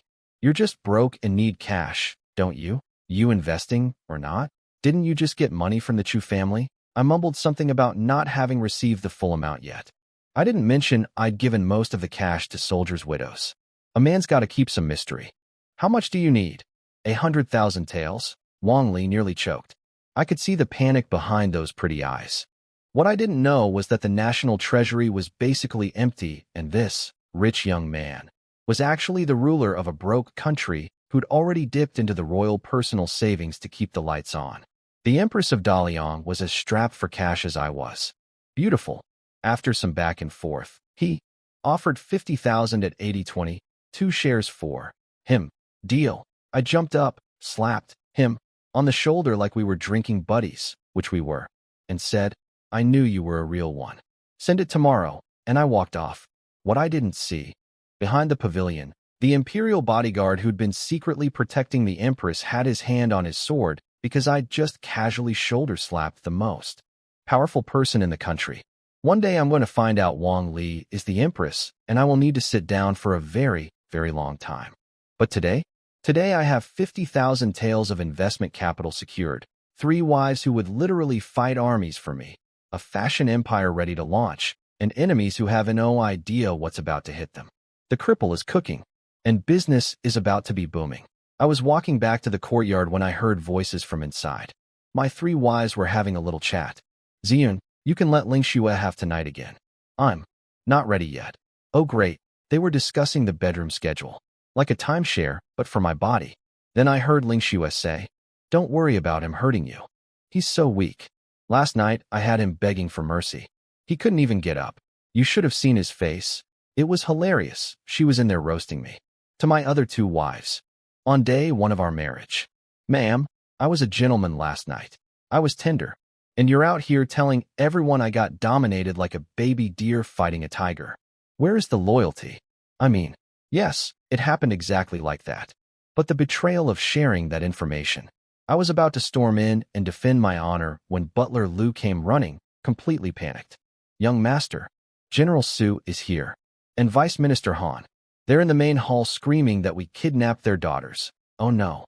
I sprinted to the hall. The 3 girls heard it too and came running behind me. Inside, it was a war zone. General Su, Lingxue's dad, a huge, scary military man, was standing in the middle of our hall like an angry bear, pointing fingers at Grandma and Mom. Your family lured my daughter. She doesn't know what she's doing. Beside him, Han Ziyun's dad was equally furious. What kind of spell did you people cast on my daughter? She abandoned her own family for this. Mom looked like she was about to commit murder. Grandma's face could freeze lava. Then Lingxue burst in ahead of me. Dad, I married him. It's done. Go home. General Su turned red. What's so great about this family? No power, no money, and your husband is a cripple. I raised you, trained you, made you a warrior, and this is how you repay me. Mom had enough. Ice in her voice. My son is not a cripple. His abilities are beyond your imagination. General Su laughed. Beyond imagination? The whole city knows your boy is useless. Then he looked at me with open contempt. Am I wrong, Xiao Chen? Now, I could see it in his eyes. This man didn't actually hate my family. He was scared. Whatever powerful person was targeting us, it had General Su terrified enough to humiliate his own daughter's husband just to drag her away from danger. But I didn't care about his reasons right now. He was standing in MY house, calling me useless, in front of MY family, on the morning after MY wedding night. I stepped forward, walked right past him to the center of the hall, put my hands behind my back. Everyone watched. And I dropped the line. The most iconic phrase in Chinese internet history. The quote that a million forum users have tattooed on their souls. 30 years on the East Bank. 30 years on the West Bank. Do not look down on a young man just because he is poor. Silence. Complete. Absolute. You could hear a pin drop silence. Every woman in the hall was staring at me with sparkles in their eyes like I'd just pulled Excalibur from a stone. Ling Xue looked at me, and I swear her pupils turned into little hearts. Ziyun was mouthing the words to herself, over and over, and I could see tears forming. She told me later it reminded her of something my eighth brother used to say. Wei Ning had her hand over her mouth, looking at me like the old genius martial artist version of me had just walked back into the room. General Su stood there like someone had hit him with a stun spell. The smirk was gone. He was doing the math. Why is this kid so confident? Does he know something I don't? Is his cultivation coming back? But fear won over curiosity. He looked at his daughter one last time. Come home. Now. If you stay, the Su family is finished. Ling Xue stood tall. I've already married him. We've already consummated it. I am his woman now. I'm not going anywhere. General Su looked like his head was going to explode. His precious warrior daughter, his pride and joy, just told him she'd slept with the city's most famous cripple and was staying. Fine. Then I have no daughter, he stormed out. Then it was Han Ziyun's turn. Her dad gave her one last chance. I've already married him, Dad. Go home. Vice Minister Han was doing the math too, but his math was financial. He'd lost his connection to the once glorious Xiao family. Now his daughter was gone too, and there was some mysterious, powerful enemy lurking around. This was a terrible deal from every angle. You're on your own. And he left. After both dads were gone, I looked at my 3 wives. These women had given up everything. Their families, their safety, their reputations. Ling Xue was now disowned. Ziyun was disowned. Only Wei Ning still had her dad's support. I felt a lump in my throat. You guys, you really didn't have to do this. My family is a mess. You didn't need to jump into this disaster. Ling Xue's face snapped into annoyed mode. Excuse me? Are you trying to reject us? We're married. We did the ceremony. I gave you my, Not rejecting. Not rejecting at all. Then shut up about you didn't have to. Ziyun crossed her arms. Are you trying to back out? Wei Ning added softly. My dad approved. I'm here willingly. I looked at all 3 of them. These incredible, insane, brave, slightly terrifying women who burned down their own lives to stand next to me when the whole world was running away. I took a breath and said, with complete sincerity for once, if you don't betray me, I will never betray you. This life, this promise, Ling Xue smirked. You couldn't betray me even if you wanted to. I'd break both your legs, and honestly, after last night, I believe her completely. I woke up the next morning feeling like my soul had been extracted through my kneecaps. Su Ling Xue, that woman. Last night, she actually suggested that Ziyun and Wei Ning come watch us so they could learn. Her exact pitch was, come see him beg for mercy. It's so funny. She wanted to turn our bedroom into a spectator sport. Thank every god in every heaven that the other 2 were too embarrassed to come. I would have died. Not metaphorically. Actually died. From shame, exhaustion, or both. I tried to take charge and show Ling Xue who's boss. She showed me who's boss. Again, those legs should be classified as weapons of war. New rule. And no more sharing a room with Ling Xue until my cultivation comes back. I need superpowers just to survive this marriage. But the morning got better fast. Wang Li's messenger showed up with 50,000 taels and bank notes. My secret investor, secretly the Empress, but I still didn't know that, came through. I ran those notes straight to Mom. Here, hire craftsmen. Buy materials. Mass-produce the machines. Where did you get this money? A friend invested. He gets 20% equity when the business takes off. Mom stared at me. What's equity? I was already running out the door. Look, I'm the ideas guy. The visionary. The CEO. The actual work. That's what my incredible army of sisters-in-law is for. And they delivered. With the new machines running, fabric was pouring out faster than ever. First sis spinning, second sis weaving, third sis managing, fourth and fifth sis sewing.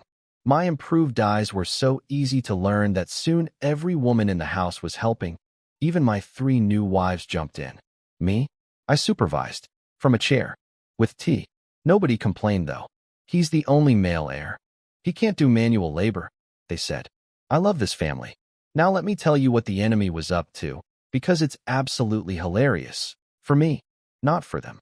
With one day until the big Chu-Fu wedding, the Chu family was celebrating. Why? Because those traitor workers I fired, led by Zhang Tao, had accidentally created something valuable at the Chu family's shop. Zhang Tao had some relative who lived near the ocean and sent him decorative seashells as a gift. He noticed purple pigment inside them and figured out how to extract it and dye fabric with it. Now, purple was the holy grail of dyes in this era, almost impossible to make. The existing purple was dull, ugly, and faded fast. But this new seashell purple? Bright, vivid, long-lasting. A game-changer. And the Chu family was losing their minds with excitement. This is our ticket to riches. Thank General Fu for sending us those workers. If that idiot Xiao Yichen hadn't fired Zhang Tao, this purple would have been theirs. We should send him a thank you card. Everyone was laughing, roasting me, praising Fu Qinxing like he was Santa Claus. Fu Qinxing sat there soaking it up like a sponge in a bathtub of compliments. Now here's the thing they didn't realize. Purple from seashells costs a fortune to produce. Each batch of dye required expensive seashells that had to be imported from the coast. The profit margins were razor thin. But did anyone do the math? Of course not. They saw purple, and their brains turned off. Chu Weiming announced his master plan. Sell the Chu family mansion, use all the money to buy seashells, and go all in on purple dye production. Fu Qinxing nodded along. Great idea. Go all in. Fortune favors the bold. Then Chu Weiming dropped the bomb. So, since we're selling our house, we'll need somewhere to live. I was thinking. Your place? Fu Qinxing, grinning face with big eyes. Neutral face. Fearful face. I already checked. The west wing of your estate has extra rooms. We can squeeze in. Chu Aoshuang grabbed Fu Qinxing's arm. Babe, I'm marrying you. My family living with your family is totally normal, right? Fu Qinxing's face was doing that thing where it wants to scream, but social pressure forces it to smile. It looked like a mask that was cracking from the inside. You said we should go all in. That means selling the house. And you wouldn't let your wife's family sleep on the street, would you? He wanted to say no. Every fiber of his being was screaming a no. But he'd just agreed 30 seconds ago that they should go all in, and Chu Aoshuang was hanging on his arm doing the doe-eyed thing. Fine. Wonderful. Chu Weiming clapped his hands. Everyone, start packing. We're moving today. Fu Qinxing nearly fell over. Today? You haven't even sold the house yet. Oh, we already sold it. 3 days ago. 3 days ago. They had sold their house, planned the move, scouted his property, picked which rooms they wanted, and then pretended to ask permission. The whole conversation was theater. He never had a choice. Fu Qinxing stood alone in the empty hall, while the entire Chu clan bustled around him packing boxes, and I like to imagine a single tear rolled down his cheek. This man spent 20,000 taels on engagement gifts that went to me, is borrowing another 100,000 to pay MY debt, and just lost half his house to his in-laws. He came into this relationship thinking he was stealing my girl and showing me up. Instead, he got the Chu family, a financial black hole disguised as a household, led by a father-in-law who could sell sand to a desert, and a fiancé who weaponizes affection like a guided missile. Somewhere in the cosmos, Karma was watching and eating popcorn, and tomorrow was the wedding. The one where I'm supposed to show up, collect my 100,000 taels, and witness the happy couple rub their love in my face. Oh, I'll be there, but not for the reasons they think. First, a quick update on the Chu-Fu household merger, which I heard about through the grapevine and found deeply satisfying. When the Chu family showed up at the Fu estate with cartloads of luggage, the Fu family stood there like deer in headlights. Why? Why are they moving in? Fu Qinxing tried to explain. His dad pulled him aside. Son, did we marry a woman or adopt a clan? But then Fu Qinxing mentioned the purple dye business and how much money it could make. Suddenly, every Fu family member's eyes turned into little gold coins. Actually, can we invest too? Yeah, we emptied our savings for your wedding. The least they can do is let us in on the deal. We're all family now. Let's get rich together. 5 minutes ago, they were horrified. Now they were rolling out the welcome mat and pouring wine. Money really does make the world go round. Both families sat down, drank together, and practically started planning matching family tattoos. Fu Qinxing relaxed. See, everything's fine. One big happy money-making family. Oh, sweet summer child. You have no idea. Back at my place, I got the wedding invitation from the Chu family. Come to the wedding tomorrow. Collect your 100,000 taels there. My wives immediately saw through it. Don't go. It's a trap. They want to humiliate you. Ling Xue was ready to fight someone. Ziyun's eyes went cold. Wei Ning looked worried. I smiled. Oh, I'm going. They stared at me. And all three of you are coming with me. Wei Ning's eyes lit up instantly.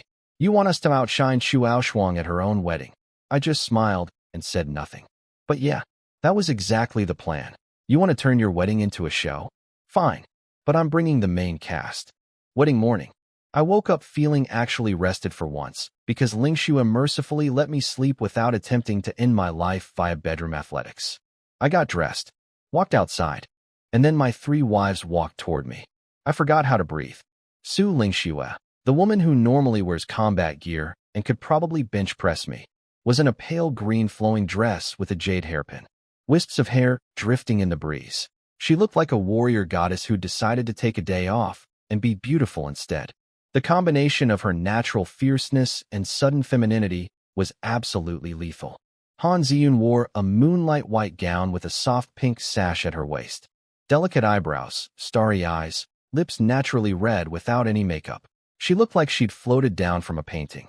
The kind of woman poets write about and then cry because words aren't enough. And Luo Weining bounced over in a cheerful yellow dress, round cheeks glowing pink, bright eyes sparkling with mischief. Pure, adorable energy. The kind of cute that makes you want to protect her and also be slightly afraid of her medical knowledge. Three women. Three completely different flavors of stunning. Warrior beauty, elegant beauty, cute beauty. The complete collection. I couldn't look away. My brain stopped working for a solid 5 seconds. Weining skipped up to me. Well, how do we look? If I didn't know you, I'd think three goddesses had descended from heaven. Smooth talker, Ling Xue snorted. But I caught the corner of her mouth twitching upward. These three had gone all out.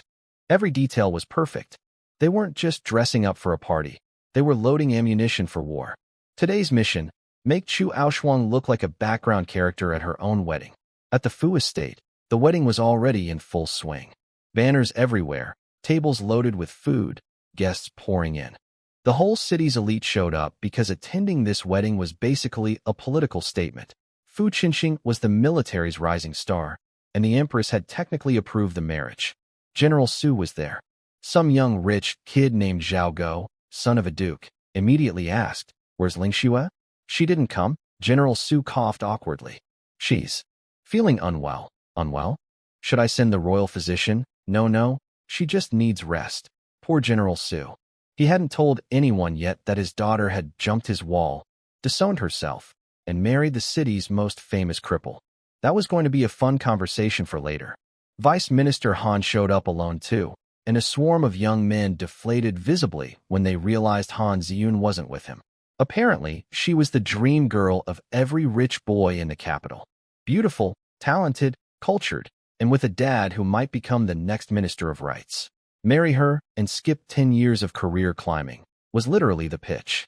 If only they knew she was currently at my house, putting on earrings to attend my ex-fiancé's wedding as my wife.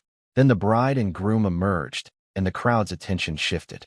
But the real show hadn't started yet, because somewhere outside those gates, for people were approaching, one cripple with no cultivation, and three of the most beautiful women in the entire capital. And none of them were there to celebrate. We rolled up to that wedding like we owned the place. But first, let me set the scene of what we walked into. Xu Aoshuang and Fu Qinxing had emerged in matching purple outfits. Not regular, sad, ancient purple. This was the new, improved purple from Zhang Tao's seashell dye. Bright, vivid, genuinely impressive. Their big plan was to debut the purple at the wedding as a marketing stunt. And it worked. The crowd went absolutely nuts. Oh my God, that purple. I've never seen purple like that. Where can I buy this? Fu Qinxing was eating it up, doing a whole sales pitch on the spot. Ladies and gentlemen, this exclusive purple will be available at the Chu family's Silk Cloud Pavilion in 10 days. One of a kind. Nothing like it in the entire world. The women in the crowd were practically climbing over each other. The Chu family was grinning so hard their faces might crack. Fu's family was already mentally spending their investment returns. Everyone was drunk on purple fever. Chu Aoshuang was scanning the crowd for me, dying to see my reaction. She wanted to tell me that Zhang Tao, the guy I fired, invented this purple. She wanted to watch my face crumble when I realized I'd handed them a gold mine. But she couldn't find me. I wasn't there yet. Then the announcer's voice boomed. Xiao family, Xiao Yichen has arrived. Record scratch.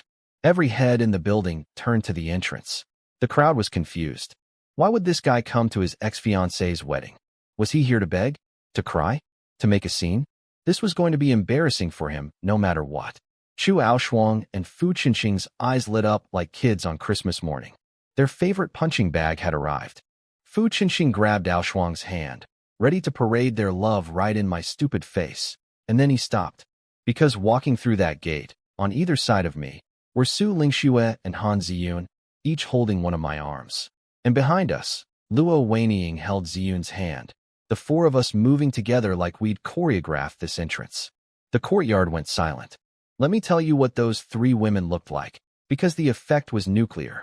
Lingxue in her green dress looked like a warrior goddess on vacation, fierce and feminine at the same time, the kind of beauty that makes you forget your own name.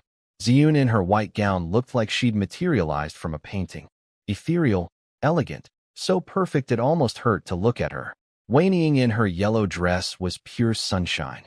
Bright eyes, rosy cheeks, bouncing with energy, the kind of adorable that weaponizes cuteness. Three women.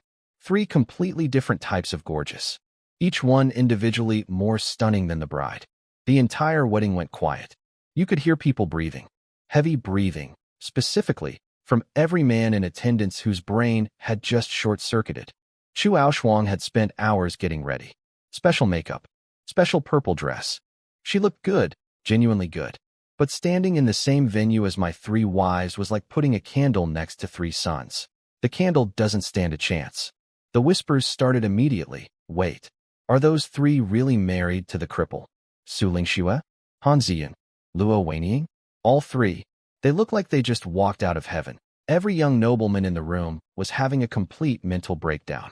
These were the three most eligible women in the capital, and they were hanging off my arms like I was the last man alive. The guys who'd been daydreaming about marrying Ziyun. If I marry the minister's daughter, I can skip 10 years of career work. Were grinding their teeth. Their dream girl was clinging to a man with zero cultivation and zero career prospects. Oh, and remember Zhao Go? The duke's son that General Su had picked as Lingxue's replacement husband? He was at this wedding. He saw his supposed fiancée walking in on my arm, her chest pressed against my bicep, looking happier than he'd ever seen her. His face went from confused to furious to a shade of green the first didn't know humans could achieve. General Su, he hissed. What is going on? General Su sighed the sigh of a defeated man. She married Xiao Yichen. I'll return your engagement gifts tomorrow. I thought Zhao Go's head was going to pop off his body. But the best reaction? Fu Qinxing. This man had spent weeks planning this moment. He was going to parade around with Chu Aoshuang, show off their love, watch me cry into my soup. This was supposed to be his victory lap. Instead, he was standing there watching me walk in with three women who made his bride look like a supporting character in her own wedding. The look on his face, I wish I could frame it. It was the face of a man who saved up for a Honda and then watched his rival pull up in 3 Ferraris. He'd spent 20,000 taels of someone else's money, bankrupted his family, absorbed an entire parasitic household, and used his military merits, all to steal a woman from me. And I showed up with 3 upgrades. The math wasn't mattering for him. The revenge fantasy had collapsed. He'd rehearsed this moment 100 times in his head, and in none of those versions did I arrive looking like the luckiest man on the planet. Chu Aoshuang wasn't feeling great either. She'd been so excited to show off her purple dress and watch me suffer. Instead, every eyeball in the venue was locked onto my wives, and her grand purple debut had been completely upstaged. 5 minutes ago, she was the center of attention. Now she was the answer to the question, who's the lady in purple standing near those 3 goddesses? And somewhere in the crowd, every man was thinking the same thing. How? He's a cripple. He walks dogs. He has no money. He has no power. Why do 3 perfect women love him? Honestly, I was asking myself the same question, but I wasn't about to let them see that. I walked in there with my back straight, my wives on my arms, and a smile that said, You invited me here to watch you win? Funny. I came here to collect my money and to show you what real winning looks like. The entrance worked perfectly. Every eyeball in that courtyard was glued to my wives instead of the bride. Chu Aoshuang was standing there in her fancy purple dress, realizing she'd been demoted to background extra at her own wedding. I could see her brain short-circuiting in real time. She'd been so sure the three girls were bluffing back at the funeral. Nobody would actually marry that loser, she told herself. And now those three bluffers were hanging off my arms looking like heaven's top models while she stood there in purple feeling very, very average. The funniest part? She kept glancing between my wives and Fu Qinxing, desperately reassuring herself. It's fine. Doesn't matter how pretty they are. My husband is a fourth-rank general. Theirs is a cripple. I still win. I still win. Girl, keep telling yourself that. But I wasn't here for the drama. I was here for my money. Chu Aoshuang. The remaining 100,000 taels. Hand it over. She nudged Fu Qinxing, who pulled out a stack of papers with the smuggest grin I've ever seen. Here. 10 shop deeds in the West Market. 10,000 taels each. Total, 100,000. We're even. I looked at the deeds. West Market shops. Wei Ning grabbed them from my hands and immediately went pale. These shops are in the worst part of the West Market. They're worth maybe 1,000 taels each at best. You're trying to pass off 10,000 worth of garbage as 100,000. She knew that area. She went there monthly to treat poor people for free. These were the kind of shops that rats wouldn't rent. Fu Qinxing shrugged. I had them professionally appraised. The assessor confirmed 10,000 each. Feel free to check. Of course the assessor confirmed it. 2 military generals show up at your appraisal office and tell you to write 10,000 on a deed worth 1,000. What are you going to do, argue? Chu Aoshuang's smile was dripping with satisfaction. The debt is paid. In front of all these witnesses. Don't come bothering me ever again. This was her scheme. Buy worthless shops for almost nothing, bribe the appraiser, hand me the deeds, and publicly declare the debt settled. I'd be stuck with 10 money pits worth less than the paper they were printed on, while they pocketed 90,000 taels. I was furious, but I was also stuck. In front of hundreds of guests, with a rigged appraisal backing them up, I couldn't prove anything on the spot. Chu Aoshuang saw my silence and practically glowed. You're a nobody, Xiao Chen. What are you going to do against 2 generals? I was clenching my jaw trying to figure out my next move when Imperial decree has arrived. Everyone froze. The palace eunuch Li Zhong walked through the gate. The Fu family went crazy with excitement. This had to be Fu Qinxing's official military promotion, and it was arriving on his wedding day. That meant the Empress was basically sending her personal congratulations. Talk about good timing. Li Zhong unrolled the scroll. Fu Qinxing received the decree. Fu Qinxing dropped to his knees, shaking with excitement. The eunuch read it out. Fu Qinxing, for his heroic actions defending the northern border, blah blah blah, was hereby promoted from 5th rank general all the way to 4th rank general. 3 whole ranks up in one jump. The crowd erupted. Congratulations, General Fu. People were lining up to shake his hand. The man was beaming. Chu Aoshuang's neck was stretched so high with pride, she looked like a giraffe.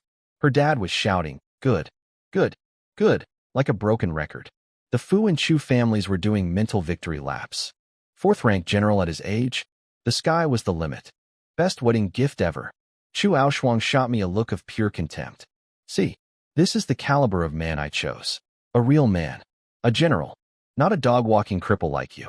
Fu Qinxing, riding his high, grinned at the eunuch. Li Zhong, stay for some wedding wine. Li Zhong smiled back. I'd love to, but I have one more decree to read first. One more? Everyone automatically looked at Chu Aoshuang. Maybe she was getting promoted too? But Li Zhong pulled out the second scroll, turned away from the happy couple, and said, Xiao Chen, receive the decree. The entire courtyard went dead silent. Me? A decree for me? Every single person was staring at me with the same expression, complete and utter confusion. The cripple, the waste.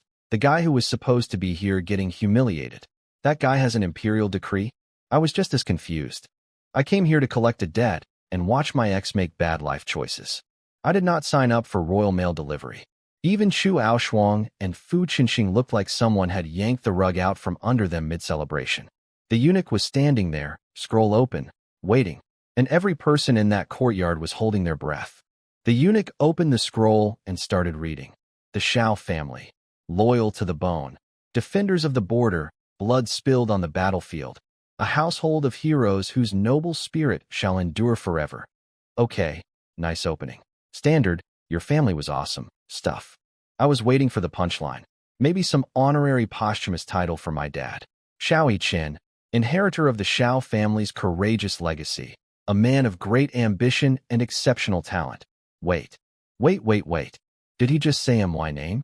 That is hereby granted the title of Marquis of Loyalty and Valor. I'm sorry. What? The courtyard didn't just go silent. It went void. Like someone had sucked all the sound out of the universe.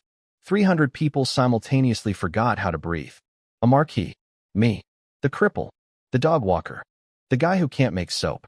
I just got promoted to nobility. Every face in that courtyard was doing the same thing. Mouth open, eyes bulging, brain exe has stopped responding. Fu Qinxing's victory grin froze on his face like someone had paused a video at the worst possible frame. He'd been a fourth-rank general for approximately 90 seconds, and now he was standing next to a marquis. His shiny new promotion just went from crown jewel to participation trophy. General Su and Vice Minister Han, my two angry ex-fathers-in-law, who'd been so desperate to distance themselves from my family, both went pale. You could practically see the regret downloading onto their faces in real time. Their daughters had married a marquis, and they'd disowned those daughters. Oops. But I could see them doing the math too. Wait. Is it possible we were wrong about it being dangerous to associate with the Shao family? Chu Weiming, the man who orchestrated his daughter's escape from our engagement, started physically trembling. If there'd been no breakup, his daughter would be a marquis's wife right now. The Chu family would be nobility adjacent. They'd be untouchable. Instead, she was married to a fourth-rank general who was currently bleeding money. And Chu Aoshuang. Oh, Chu Aoshuang. Her face went white. Like paper white. Ghost white. The kind of white that happens when your entire worldview collapses in real time. The man she called trash. The man she dumped at a funeral. The man she said wasn't worth Fu Qinxing's pinky finger. That man was now a marquis. And she was standing there in her purple dress realizing she'd made the single worst decision in human history. Her brain couldn't handle it. It literally broke. She opened her mouth and said, out loud, in front of everyone, Li Zhong, this must be fake. He's a cripple. How can he be a marquis? He slap. Fu Qinxing backhanded her across the face. On their wedding day, in front of all their guests. Are you insane? He hissed. Questioning an imperial decree? You want to get us both executed? He turned to the eunuch with a nervous laugh. Sorry, she's drunk. Please ignore her. Chu Aoshuang stood there, holding her cheek, eyes filled with pure venom. Not at me, at Fu Qinxing. Her beloved, Fu Darling, had just slapped her in public on the happiest day of her life. She stormed back to the bridal chamber and destroyed everything in it. We could all hear the crashing and smashing from outside. Vases, furniture, decorations. The sound of a woman's ego imploding at the speed of light. The wedding guests looked at each other awkwardly and started leaving. Well, congratulations. We'll just be going now. Fu Qinxing stood alone in his ruined wedding reception, face dark as a thundercloud, realizing the full scope of what he'd done. He'd spent everything, his war merits, his family's savings, his dignity, to steal a woman from me. And now I was a marquis with 3 gorgeous wives. And he was a guy who'd just slapped his bride at his own wedding while her family ransacked his house. For the first time, a tiny voice in Fu Qinxing's head whispered, did I make a mistake? Yes, buddy. Yes, you did.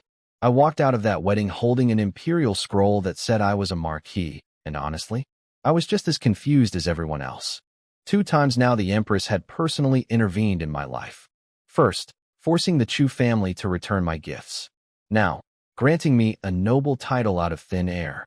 Why? I hadn't done anything to deserve this. I was nobody. A broken martial artist with 0 connections to the palace. Why would the Empress care about me? Unless someone up there actually liked me? Weird thought. Filed it away for later. When we got home, Grandma burst into tears. The good kind. Heaven has eyes. Our family's loyalty wasn't forgotten.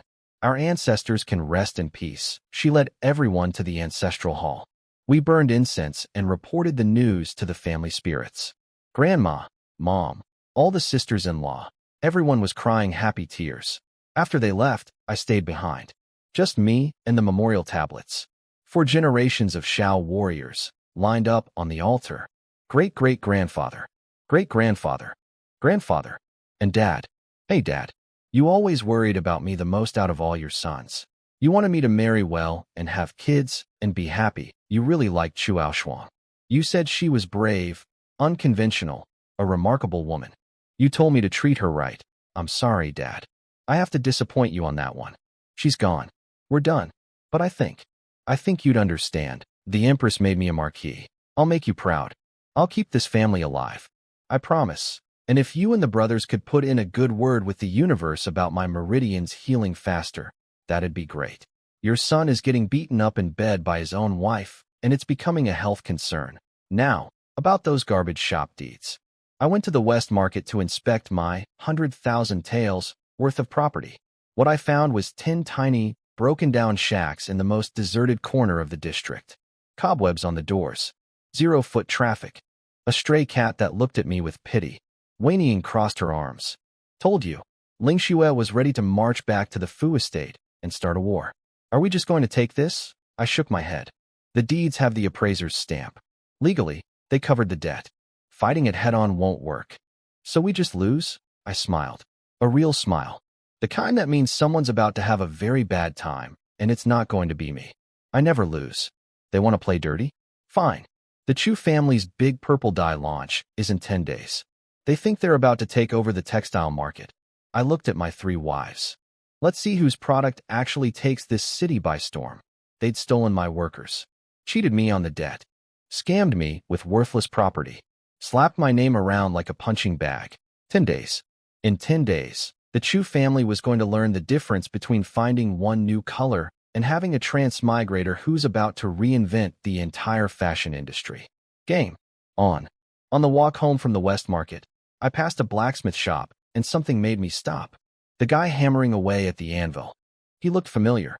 Really familiar. Zhao. Zhao Deji. Is that you? The man flinched, dropped his hammer, and tried to slam the door shut.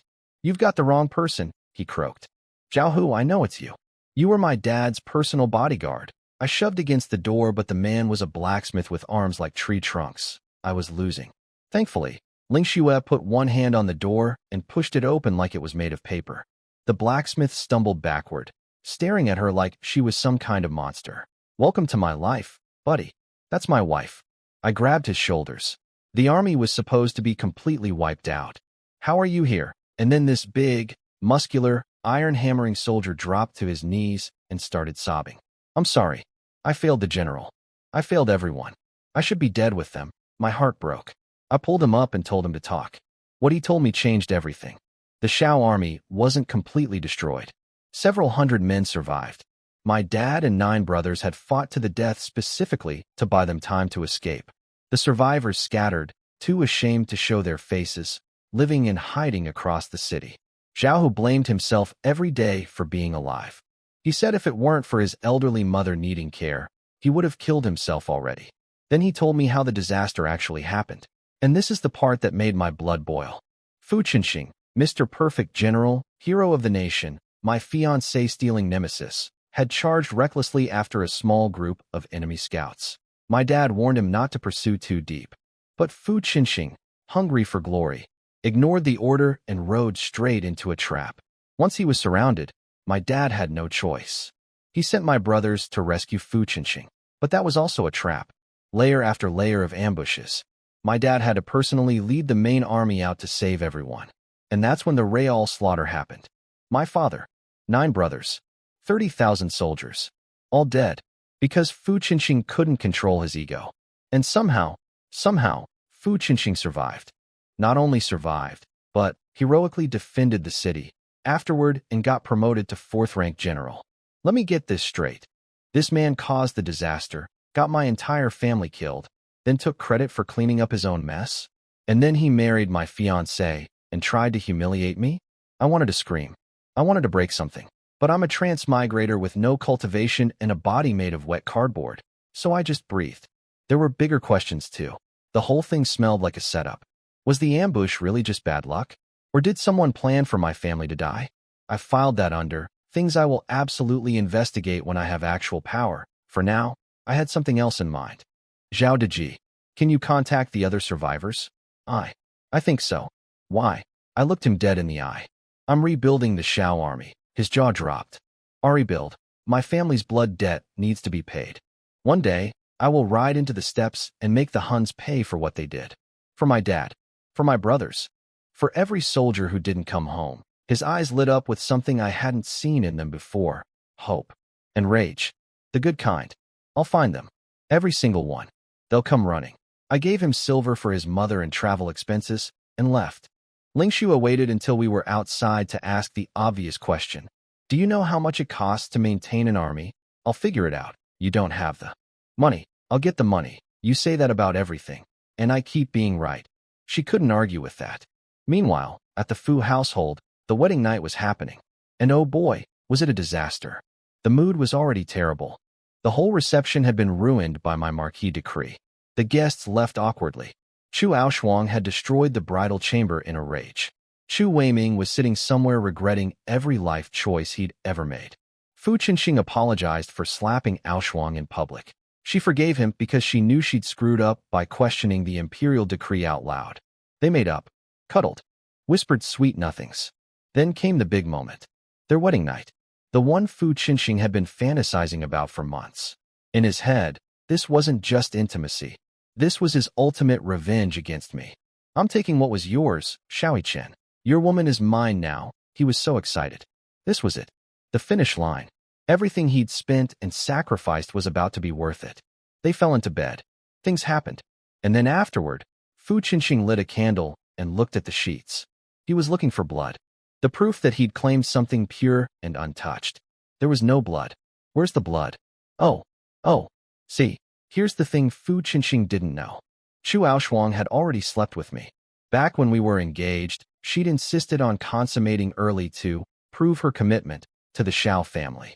It was her strategy to lock down the engagement and the massive dowry. So while Fu Qinxing was sitting there staring at clean white sheets, his entire fantasy crumbling around him, somewhere across the city, I was peacefully planning the reconstruction of an army, completely unaware that I'd just won one final, posthumous victory over my rival. He wanted to be first. He wasn't. And that, ladies and gentlemen, is what we call karma with a cherry on top. Now let me tell you what was happening at the Fu household on their wedding night, because this is comedy gold. Fu Qinxing, the big man, the hero general, the guy who spent his entire military career's worth of rewards just to steal my fiancée. He was finally in bed with Chu Aoshuang, living his ultimate fantasy. He did the deed, lit a candle afterward, looked at the sheets. No blood. His smile melted off his face like ice cream in a volcano. You already? With Shaoi Chen, Chu Aoshuang didn't even flinch. She looked at him like he was the unreasonable one. Yes, so? I gave my first time to him, but my heart is with you. He got my body, but not my soul. Why are you being so immature about this? Fu Qinxing's brain caught fire. His entire revenge plan was built on one thing. Taking what Shaoi Chen couldn't have. That was the whole point. The fantasy. I got her, and you didn't. Suffer and cry. But I already had her. Before him. Before the engagement even finished. He didn't steal my girl. He bought my leftovers. For 200,000 taels. The man literally paid a fortune to be second place. He wanted to scream. I didn't ask. You didn't think this was worth mentioning before I bankrupted my family to marry you. But Chu Aoshuang hit back. Stop being childish. If you love me, my past shouldn't matter. Grow up. She was lecturing him about maturity. The woman who proposed a two-husband timeshare at a funeral was telling him to be mature. Fu Qinxing collapsed onto the bed like a deflated balloon. He thought about divorcing her, then remembered the Empress's decree specifically said no divorce allowed. He was trapped. Married to a woman who'd already been with his worst enemy, stuck with her parasitic family living in his house, and broke from paying him wide debts. The only silver lining? The purple dye business might make money. That's all he had left. Purple seashell dye. His last hope. Poor, stupid man. Meanwhile, Chu Aoshuang lay there feeling Fu Qinxing's disgust radiating off him and thought to herself, Shaoi Chen would never have treated me like this. Ha ha. Now she thinks about me fondly. Now, after everything, karma isn't just a concept. It's a lifestyle. Okay, my turn now. After discovering Zhao Hu and learning about the survivors, I had a new mission: rebuild the Shao army. But armies need money. Lots of money.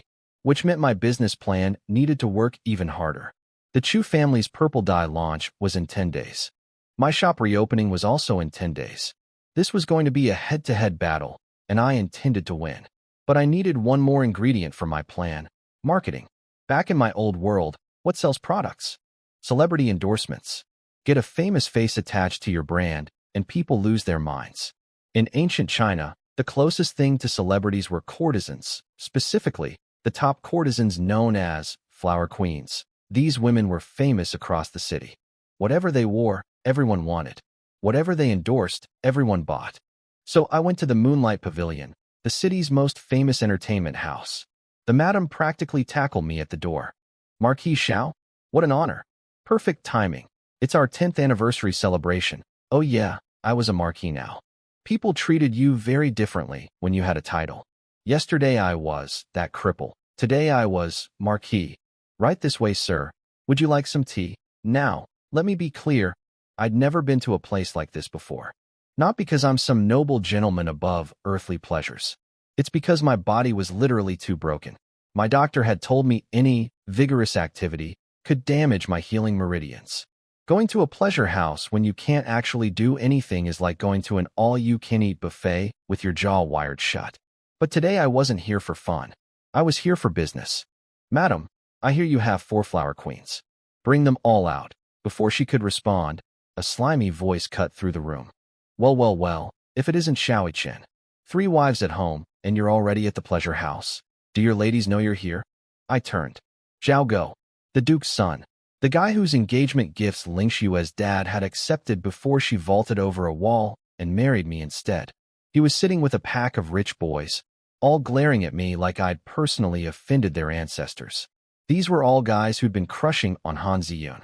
They'd gone to her dad's house after the wedding to confirm the rumors, and when they learned she'd actually married me, the cripple, they nearly rioted. And now here I was, the man with 3 of the city's most beautiful women, strolling into a pleasure house looking for more female company. In their eyes, I was the ultimate villain. I sat down, picked up a teacup, took a slow sip, and said, "Gentlemen, you seem upset. Could it be that you're jealous of my good fortune?" Steam practically shot out of their ears. Then someone shouted, "The 4 flower queens are coming down." 4 women descended from the 3rd floor. Each one was drop-dead gorgeous in completely different ways. I'm talking top-tier beauty, the kind that would break the internet in my old world. Every man in the room was drooling. Zhao Go smirked at me. "Go ahead, cripple. Let's see you try to get 4 flower queens to entertain you. You think money is enough? These are flower queens." I stood up, straightened my robe, and addressed the 4 beauties. "Ladies, I have a business proposition. Care to sit down and discuss?" Zhao Go burst out laughing. "Business? What business could you possibly offer? Oh wait, is it the flesh business? Even then, you'd need them to agree." The flower queens looked at me with mild disgust. Another rich guy trying to buy their attention. How original. I smiled calmly. "For this deal, all I need is your mouths." Every man in the room froze. Zhao Go and his boys blinked. Mouths. What does he mean by? Oh, is he asking them to? Their minds went straight to the gutter. "No, you absolute idiots. I meant talking. Word of mouth. Endorsements. I need them to advertise for me." But I didn't correct them. Let them marinate in confusion. The fashion revolution needed famous faces, and I was about to sign my first brand ambassadors. Zhao Go thought I was going to grovel. Every rich boy in the room thought I was going to embarrass myself. The 4 flower queens didn't even acknowledge my existence. They just went straight into their anniversary performance. Fine, I can wait. I'm a patient man. I'll enjoy the show. And credit where it's due. These 4 women could perform. Dancing, singing, the whole package. Bodies moving like water, voices like silk, eyes that could hypnotize a monk. The crowd was practically melting. After the dance, the lead flower queen, Feng Ying, made an announcement. "We've each composed a song, but we need lyrics. Any talented gentleman who can write words worthy of our music may spend the night with us. In our rooms. Privately." 4. In-depth conversation. The room erupted. Every guy with half a brain cell and a functioning pen hand was vibrating with excitement. In-depth conversation, was the classiest way anyone had ever said, "Sleep with us." And these men were ready to start writing. The four queens played their compositions. Different styles, some graceful, some intense, some melancholy, some playful. The crowd went absolutely feral with praise. Divine. Better than anything in the book of songs. Heavenly music. I could die happy. My soul has left my body. The compliments were flowing like a broken faucet. And then I opened my mouth. They're okay. Pretty average. Silence. Every head in the room rotated toward me like synchronized owls. The Flower Queen's fans. Livid. His ears must be broken. He's just mad they ignored him. Pathetic attention-seeking. How dare he insult their masterpieces? The four Flower Queens themselves went cold. Ice cold. They'd poured their hearts into those compositions. They were proud artists who'd climbed to the top of their profession through genuine talent, not just looks. And some crippled marquis was sitting there calling their life's work average. Flower Queen Hua Li couldn't hold back. If the marquis is such an expert, perhaps you could show us exactly where our music falls short. Polite words. Murderous tone. Zhao was laughing his head off. Him? No music? That's the funniest thing I've heard all year. Then some cocky young noble named Zhang Liang decided to be clever. If you can even play a single song on any instrument, I'll call you daddy. I looked at him. You said that. Remember you said that. I stood up, walked to the stage, sat down behind the guzheng, a traditional string instrument, and started playing. Now, quick backstory.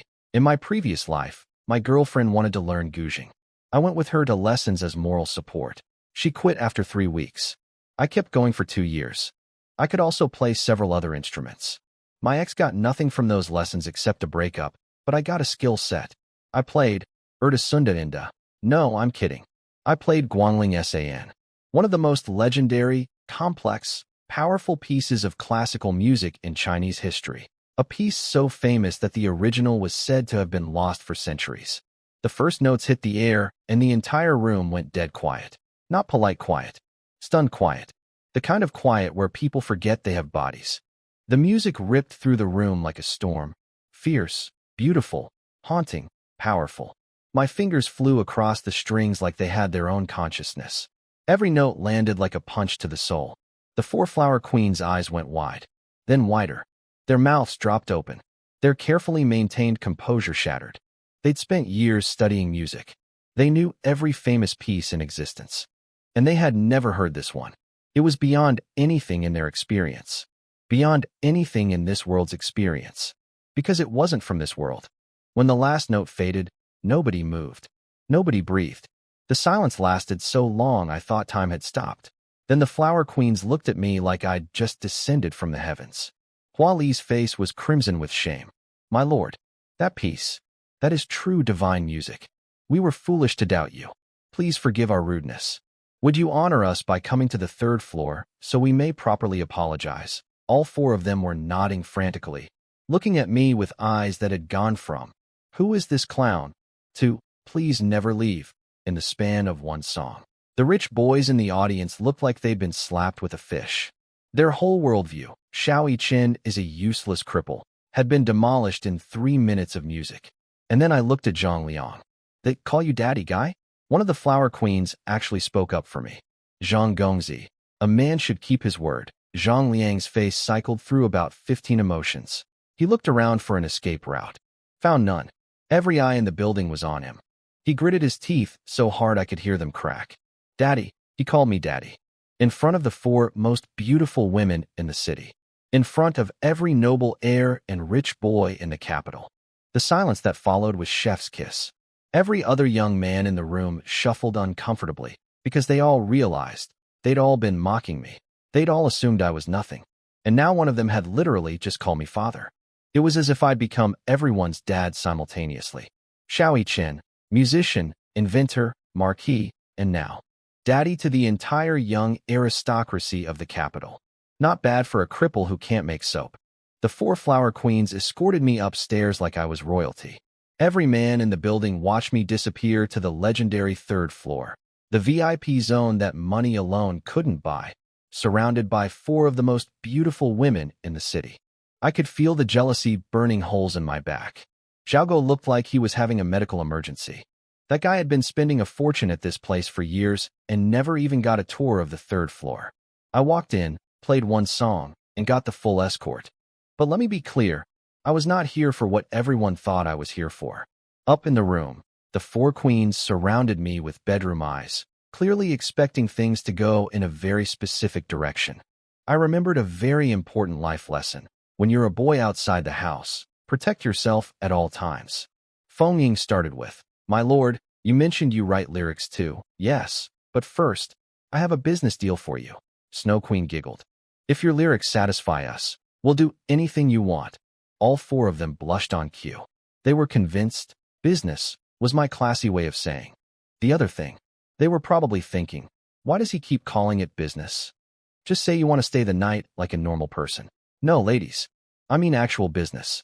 With contracts and marketing strategies. I'll give each of you an original song. Lyrics and music. One per queen. Their eyes went huge. For original compositions from the guy who just played a piece that made their entire musical education feel inadequate, they were practically vibrating. I grabbed paper and wrote out 4 classic Chinese poems that had been turned into famous songs in my old world. Yi Jian Mei, Bu Suan Zi, You May Run, and Xiang Jian Huan. Absolute bangers, everyone. Centuries of cultural refinement distilled into pure lyrical perfection.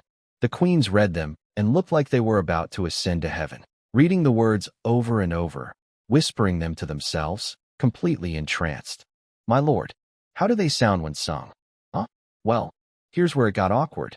I sang. Now look, I'm many things. An inventor, a strategist, apparently a marquis, but a singer? That I am not.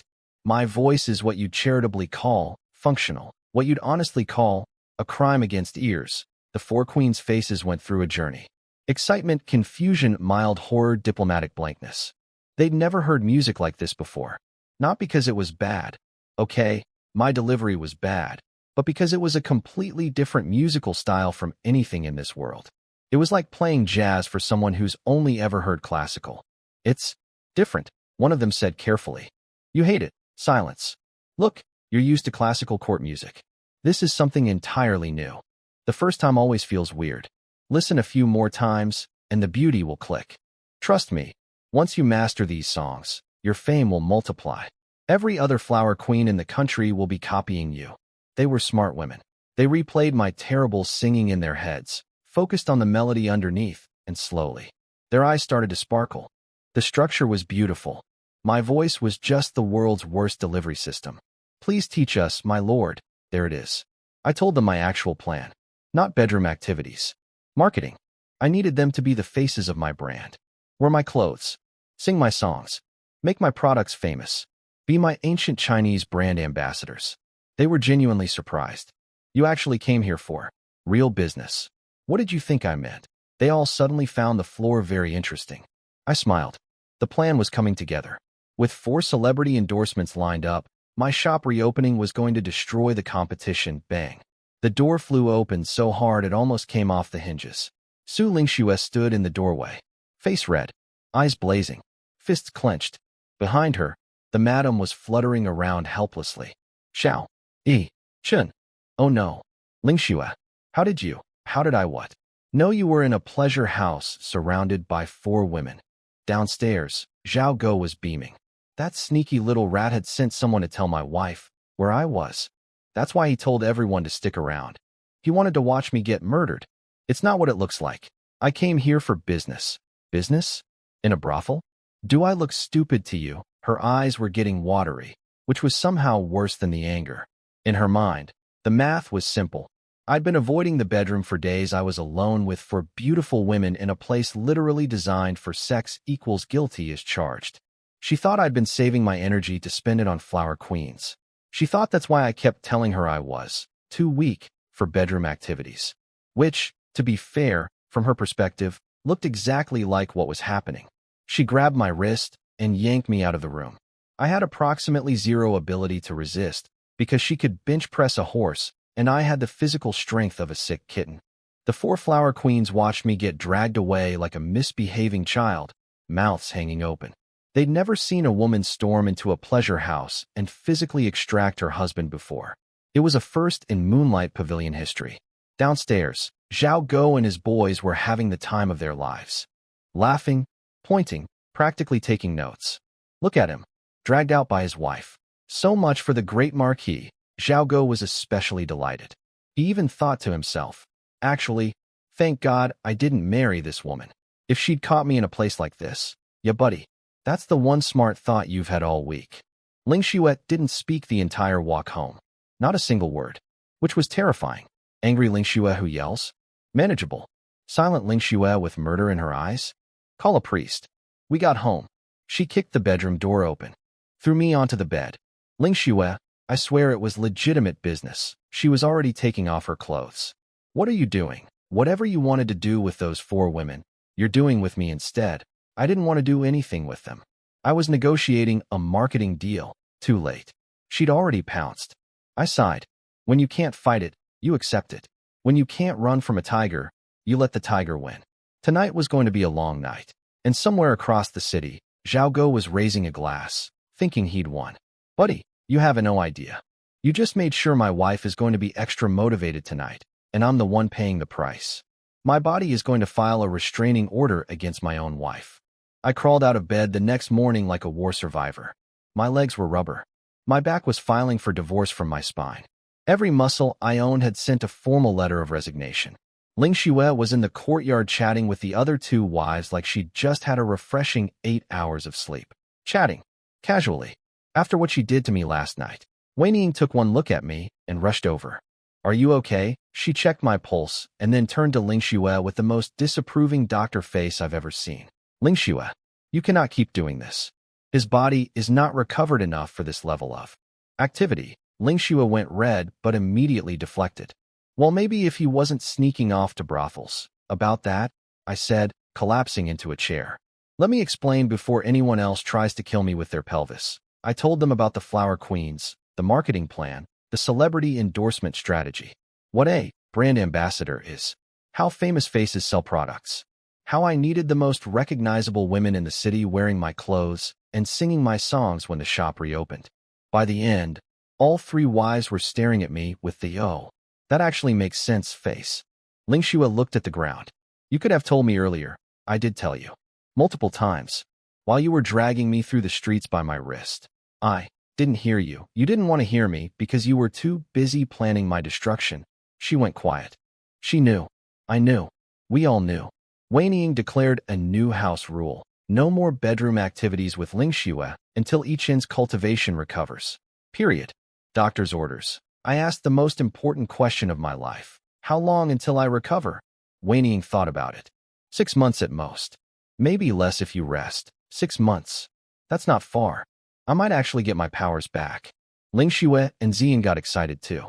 No more cripple label. No more being looked down on. The original martial arts genius could return. But Ling Xuet immediately got serious. Even if your cultivation comes back, you need to hide it. Whoever killed your family is still out there. Right now you're harmless. A cripple nobody worries about. But if the #1 martial talent reappears, that person will come for you. She was right. Being useless was actually protecting me. The moment I showed strength, whoever murdered my family would finish the job. Or maybe that's exactly how I flushed them out. A snake hiding in grass is impossible to catch, but a snake that comes to attack you, that's when you grab it by the throat. But that was future planning. Right now, I had a business war to win. Over the next few days, the Chu family went all in on marketing their purple dye. Posters everywhere. Word-of-mouth campaigns. Guests from the wedding telling everyone about those incredible purple outfits. The whole city was buzzing. Have you heard? The Chu family created a new purple. It's brighter and doesn't fade. I'm going to buy some the day it goes on sale. People were lining up at the Silk Cloud Pavilion just to ask when the purple fabric would be available. The Chu family was practically dancing in their shop, counting imaginary money. Both families, Chu and Fu, had gone completely all in. Every coin, every savings account, every piece of property. Chu Weiming had even pulled out his funeral fund. The man literally gambled his coffin money on purple seashells. The seashells had to be imported from coastal cities, so each batch of dye cost a fortune to produce. But they didn't care. They were going to jack up the prices and let demand do the work. Chu Aoshuang was cuddled up to Fu Qinxing at the shop, purring about how they'd crush every competitor in the city. She was still trying to repair their relationship after the wedding night disaster. Apparently, Fu Qinxing had been giving her the cold shoulder for days because of the whole "I already slept with your archenemy before you" revelation. She thought he was being childish. He thought she was being shameless. They were both right. But today she was leaning on his shoulder, batting her eyes, talking about how brilliant he was, and he was slowly thawing. He sighed and put his arm around her. "Fine. I married her. Can't return her. Might as well make it work." They asked each other about my shop. Any movement from the brocade pavilion? Still closed. Doors shut. Dead as a doornail. They smiled at each other. Without dye workers, without purple, without anything special, my shop was finished. They'd won before the battle even started. "Let's make sure the Xiao family never recovers," Fu Qinxing said. They clinked imaginary glasses. United by their shared hatred of me, their relationship drama temporarily forgotten. How romantic. Meanwhile, at my house, we were in full production mode. While I'd been out with whinnying foraging for dye plants and perfecting new colors, every woman in the household was sewing kipeos. Now, in this world, needlework was a basic skill for women. Even Ling Xue could do simple embroidery despite being a warrior. But under the guidance of my fourth and fifth sisters-in-law, the sewing masters, they were turning out qipao after qipao. And let me tell you, when the finished products started piling up, the reactions were priceless. Every woman who saw the designs went bright red. These clothes were like nothing this world had ever seen. Form-fitting, figure-hugging, showing the curves of the body in ways that ancient fashion had never attempted. The short-hemmed ones that showed the calves? Gasps. The high-slit ones that went up to the thigh? Actual screaming. Titenla, isn't this a bit bold? People are going to see our legs. This slit goes up too. But not a single woman said it was ugly, because it wasn't. Even through their embarrassment, they could all see it. These clothes were gorgeous. Revolutionary. The kind of thing that would make every woman who saw them immediately need one. The Chu family had purple. I had an entirely new category of fashion, celebrity endorsements from 4 famous courtesans, dyes brighter than anything on the market, and machines that produced fabric 5 times faster than any competitor. They brought a new color to a gunfight. I brought the Industrial Revolution. 10 days were almost up. The showdown was coming, and they had absolutely no idea what was about to hit them. Launch day. The big one. The showdown. Brocade Pavilion versus Silk Cloud Pavilion. Fashion Revolution versus Purple Seashells. Let's set the scene. The Chu family had done all my marketing work for me. They'd spent a fortune plastering the city with ads about their amazing new purple dye. Posters everywhere. People talking on every street corner. The hype was massive, and their shop was right across the street from mine, which meant every single customer they attracted to their neighborhood was also walking past my door. I didn't have to spend a single coin on advertising. The Chu family had basically bought me free foot traffic. Thank you, enemies. Very generous. Love your work. Early morning, a huge line formed outside the Silk Cloud Pavilion. People were excited, pushing, shoving. It's opening. I need that purple fabric. Who just touched my butt? Chu Aoshuang and Fu Qinxing strutted out like they owned the universe. 2 generals keeping the crowd in order. Their cousin posted the prices. 5 taels per bolt of fabric, 50 taels for silk. The crowd gasped. That was several times the normal price. But the cousin did her sales pitch. Exclusive. Limited quantity. Only gets more expensive. You're smart people. You know quality when you see it. And they brought out the purple fabric for display. It looked good. I'll admit that. Bright purple, better than anything else on the market. The crowd oohed and awed. A rich family's servant stepped up. I'll take a bolt of silk. Chu Weiming and Fu's dad were grinning so hard in the crowd their faces might split. The cash register was ringing. Their all-in gamble was paying off. For about 5 minutes. Then, from the back of the crowd, several very loud voices shouted, "HEY. The Brocade Pavilion just opened. They have improved dyes too. And it's cheaper. And the 4 flower queens from the Moonlight Pavilion are there. Go look. I may have paid those guys to have really big mouths. Marketing expense. Very reasonable." The effect was instant. The back half of the line turned and ran. Not walked. Ran. Because let's be honest, if you're a regular person who can't afford 50-tail silk anyway, would you rather stand here staring at purple cloth, or go see the 4 most famous beauties in the city for free? The line at the Silk Cloud Pavilion evaporated like water on a hot pan. Over at my shop, it was showtime. The four flower queens took the stage and performed the songs I'd taught them. New music, new style, completely unlike anything this world had ever heard. The crowd went insane. So that's what the flower queens look like. I'd give 10 years of my life for one night with any of them. What I asked this music. It's so strange, but I can't stop listening. The songs, my stolen from the future classics, had wormed into their brains exactly as planned. Catchy, emotional, impossible to forget. The queens had practiced for days and delivered them flawlessly. Phase 1, attract the crowd. Check. Phase 2, blow their minds. I signaled the queens to step aside and sent out my secret weapon. A line of women walked out from inside the shop wearing kipayos. Now, I'd originally wanted my sisters-in-law to model them. Mom said absolutely not. Grandma said absolutely not. Our women do not parade themselves for strangers. Fine. So I hired professional models, courtesans from the entertainment house, who had zero problems with being looked at. They walked out in a single file, one by one, strutting down the stage like a runway. Because that's exactly what it was. A runway. A full modern fashion show, transplanted from the 21st century into ancient China. The crowd lost their minds. These kipayos hugged every curve, showed the collarbones, cinched the waist. Some had slits that revealed flashes of leg as the women walked. Some were short-hemmed, showing calves. The fabric itself was in colors so vivid and bright that people literally rubbed their eyes thinking they were hallucinating. What are those clothes? I've never seen anything like this. The way it shows the body. I need one. I need 10. Look at those colors. That red. That blue. Is that even possible? Men were drooling. Some were visibly, let's say, physically affected. Women were grabbing each other's arms going, I want that one. No, that one. No. All of them. And then someone noticed the purple. Wait, is that purple? It's even brighter than the one at the Silk Cloud Pavilion. Boom. Headshot. My purple wasn't from expensive imported seashells. It was from my mordant dyeing technique. Better results, fraction of the cost. And it was just one of my colors. The Chu family had purple. I had the entire rainbow. Red, orange, yellow, green, blue, indigo, violet. Every color more vivid and alive than anything anyone had ever seen. Each one made the Chu family's purple look like a faded old curtain. But the finale. Oh, the finale. The four flower queens came back out, each wearing a multicolored qipao. Different colors blended together on the same fabric, seamless gradients, flowing from one shade to another like a sunset painted on silk. The crowd actually screamed. See, in this world, fabric was always one color.